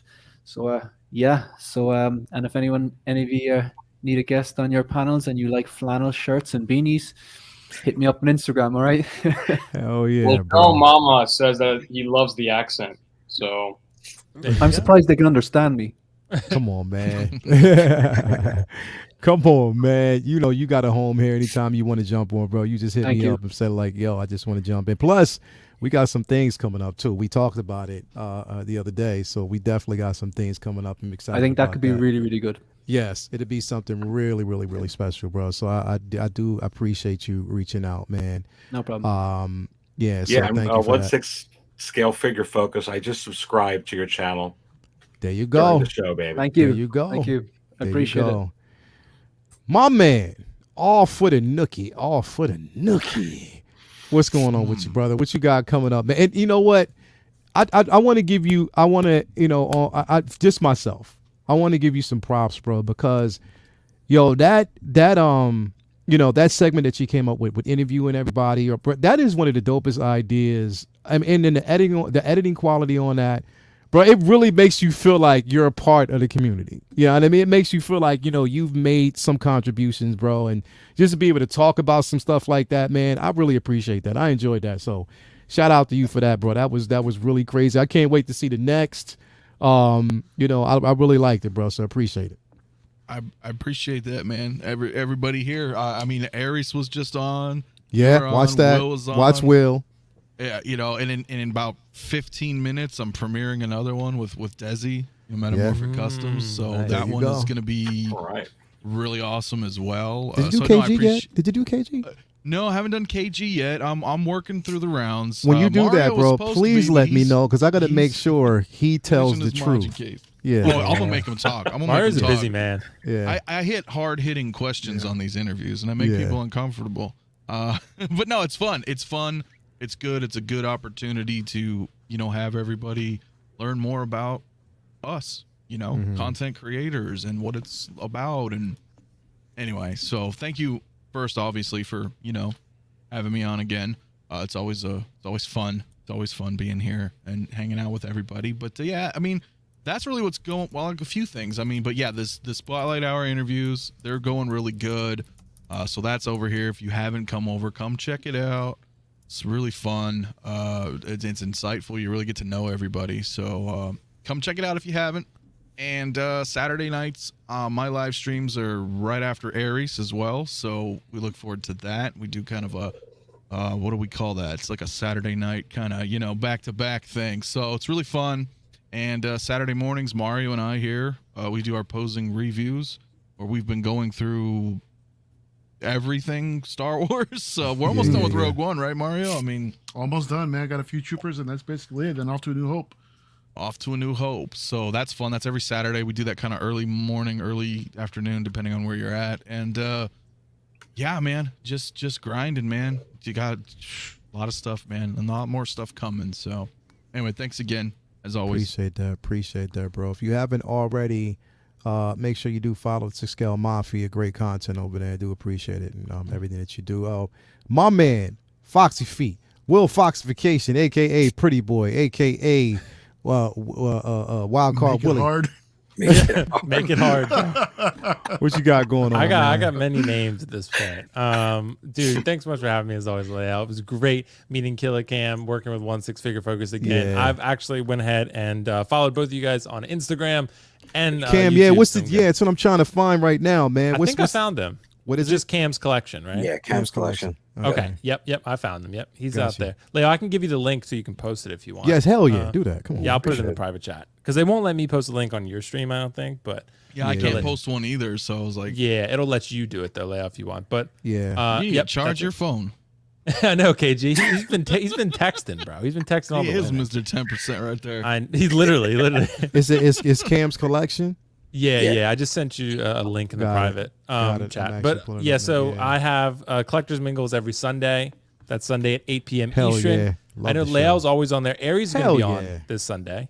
So I'm excited for that. Go, baby. And I don't know who else will be on yet. We'll have to figure that out. So I don't know. But there'll be others on there as well. So that'll be fun. I still got to review Kratos. I'm off work the next 2 days. So maybe I'll have time to do it then. And I started a new show that I'll be doing on Fridays. It should be me and Optical again this Friday. Lights, Camera, Collect. It's just talking about, news, other topics that we get into. One-on-one, it will be on Spotify and Apple Podcasts eventually, having a logo made, then putting it up so people can listen to that. That'll be fun. Yeah, that's pretty much the gist of it for now. Yeah, so, dude, other live streams I'm sure I'll be doing. Maybe even some this week. I got to get on Mario's. So I got to get on Mario's for sure. I missed the one last week and I was upset. So, yeah, we'll get you done. I know. I got to get on there. So anyway, that's it for me. Well, can't wait, bro. Can't wait for Sunday because that's like our unwind time, bro. Like I swear, man. It's like, bro, I'm gonna bring some white gloves and some wine on Sunday, bro. I'm just gonna sit back. Aries will be chill. there, so there'll be coffee. Straight up. So there'll be some coffee. Oh yeah, okay. Coffee, so okay, my man vodka. Aries. Yep. Here we go. Come on. Let's go. I Let's go. got it right here, man. See? Right here. He's ready. Yeah, definitely, man. So, very excited about that. And real quick, like I said, because I wanted to kind of make sure if you haven't already followed Cam's Collection on IG and YouTube, definitely some great content over there, man. And keep on pushing our project over here. Our motto is to get everybody monetized, bro. So if you haven't already subscribed to that channel right now, that is Cam's Collection on IG and YouTube. Let's go. Mario, my guy, man, aka El Professor, aka the guy behind Uncivilized Scoundrels and Figure Flex Friday. I don't know what else. Something else is going to spurt out. I'm going to create something because of you, punk. AKA making it hard. Yeah. What's going on with you, bro? What you got going on, man? What's coming up? Yeah, I think things personally kind of been a little bit busy. Just been busy with life, so channels kind of on a standstill for a second. But in the meantime, backstage, I've got a couple unboxings I need to work on. I've been shouting out the collection tour for the longest. As soon as I can finish these damn things up, like I've said before in the past.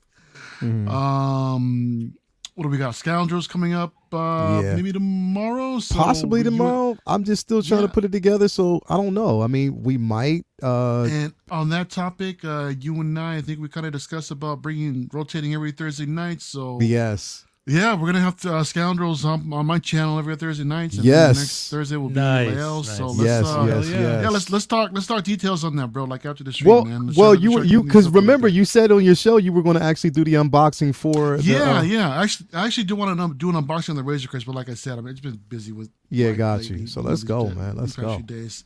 Like Anthony mentioned earlier too, man, I'm over here with hanging out with Mafia in the mornings. Mafia in the mornings, I love that. 11 p.m. my That's time. That's a new one. Or 11 a.m. That's a new one. Right. Mafia in the mornings. That's actually really Mafia good. in the mornings, yo. You're welcome for that, bro. Yeah. We're doing our royalty. We're doing our polls review. See, he just be dropping bombs, bro. Dropping write it down right now. So don't dropping forget. bombs. I'm kind of considering doing something too. Kind of okay. So the last one that we did with Marcos, right? We did like a stream where a lot of it was pretty much like the Cali folks, right? We all just it just happened to work out that way. But then later on, P-Rock joined, and I think Local Lou popped up for a minute too. So we kind of toying with like an East meets West kind of thing or something like that, man. So I kind of want to do something like that every so often. Get a group of collectors together and just talk shop, Let's what go. have you. So we'll figure it out. But yeah, man, y'all can check me out, El Professor on YouTube and on IG, El Professor with all zeros, if you guys want to check it out. And yeah, man, thanks as always for having me on. And come on, man, it's always a blast, brother. Come on, man. How do you know what time it is, brother? Anyway, man, thanks everybody for coming through. If you haven't already subscribe to the 16 Scale Man YouTube channel on Twitter and Instagram. Great content. We try to create as much as we can and just make it a welcoming space for everybody. That's my aim. Peace. And just peace and love over here, man. We could just talk about the things that we love. I hope that I'm able to give that to you guys. So thank you for actually, coming on board. Again, follow all these guys. Again, tomorrow we may actually have Uncivilized Scoundrels. I think I'm gonna try to brainstorm. I might just pop it up tonight and we'll just talk shop tomorrow. Also on Friday, come on, man, the show that I love so far. It is Figure Flex Friday. That's inspired by El Professor, where we just actually sit back and flex. And also, it's good because we bring you, the viewers, in. And if you actually hashtag, Figure Flex Friday and post up your picture and tag us in it and tag me in it, I will flash your photo on screen live during the show. So it doesn't matter. It's not it's not like we're doing it once. We're doing it the entire show. So if you got a figure you want to pose and you hashtag Figure Flex Friday and you tag me in it and you want to just flex on everybody, definitely do that. So it's Figure Flex Friday on Friday at 7:00. So stay tuned for that. On Sunday, it is Take Your Position. This Sunday is going to be a special one because it's going to be recreating your favorite movie scene. So whatever figures you have, you're going to recreate your favorite movie scene. So we'll be actually doing that on Sunday. So I can't wait for that. Along with Collectors Mingle with Will. It's always a fun show, and it's controversial because he always comes up with some controversial shit. So all the time, bro. It's like those mind benders when it's always the tension flares up. Like, this motherfucker can't believe you're talking about this. But yeah, thank you for that. On Mondays, it's Comic Book Talk with Friends. So we got like to continue with that theme. Great show, great content over there. Then back here again for Say What. Next Wednesday, where we have some more content, hopefully something to talk about, new releases and stuff like that, because I'm getting so tired of Hot Toys playing games with Soka. So hopefully that comes soon, because if not, me and Howard Chan about to have some words, man. So come on, bro. But anyway, man, thanks everybody for coming through and being part of the show. It's late. Everybody out in the chat, I know I normally go through, but it is late, and it's so many people to go through. I did it at the top of the show. I just like to thank you all for coming through and being a part of this. Tune in next week if you haven't already. Follow everybody on this channel, because I'm telling you, this is a lot of love, a lot of content. We create this and do this stuff for you guys, and you know, we like doing it. You know what I mean? It's not like you're taking up too much of our times. You know, since sometimes we feel like we're taking a lot of your time, but we do it because we love it, and also we like our fellowship and our friendship. And welcome, you know, both Killer Cam and 16Figure Focus in, man. It's just like, it's just growing. That's the beautiful part about this, is that the community is growing. It continues to grow, and I love that. So thanks everybody for coming on board. KG, I want my 10%, and we just gonna rock out with it from us to everybody out there. We love y'all. Thank you for being a part of this show, and we will see y'all next week, same time, same channel. And always remember, this is brought to you by Nickel Wise. Nice. Nickel Wise for your pleasure. And also Space Pimp. Hey, I hope you're changing them diapers right now. Anyway, we will talk to y'all later on. From us to y'all, peace, and we love y'all. We out.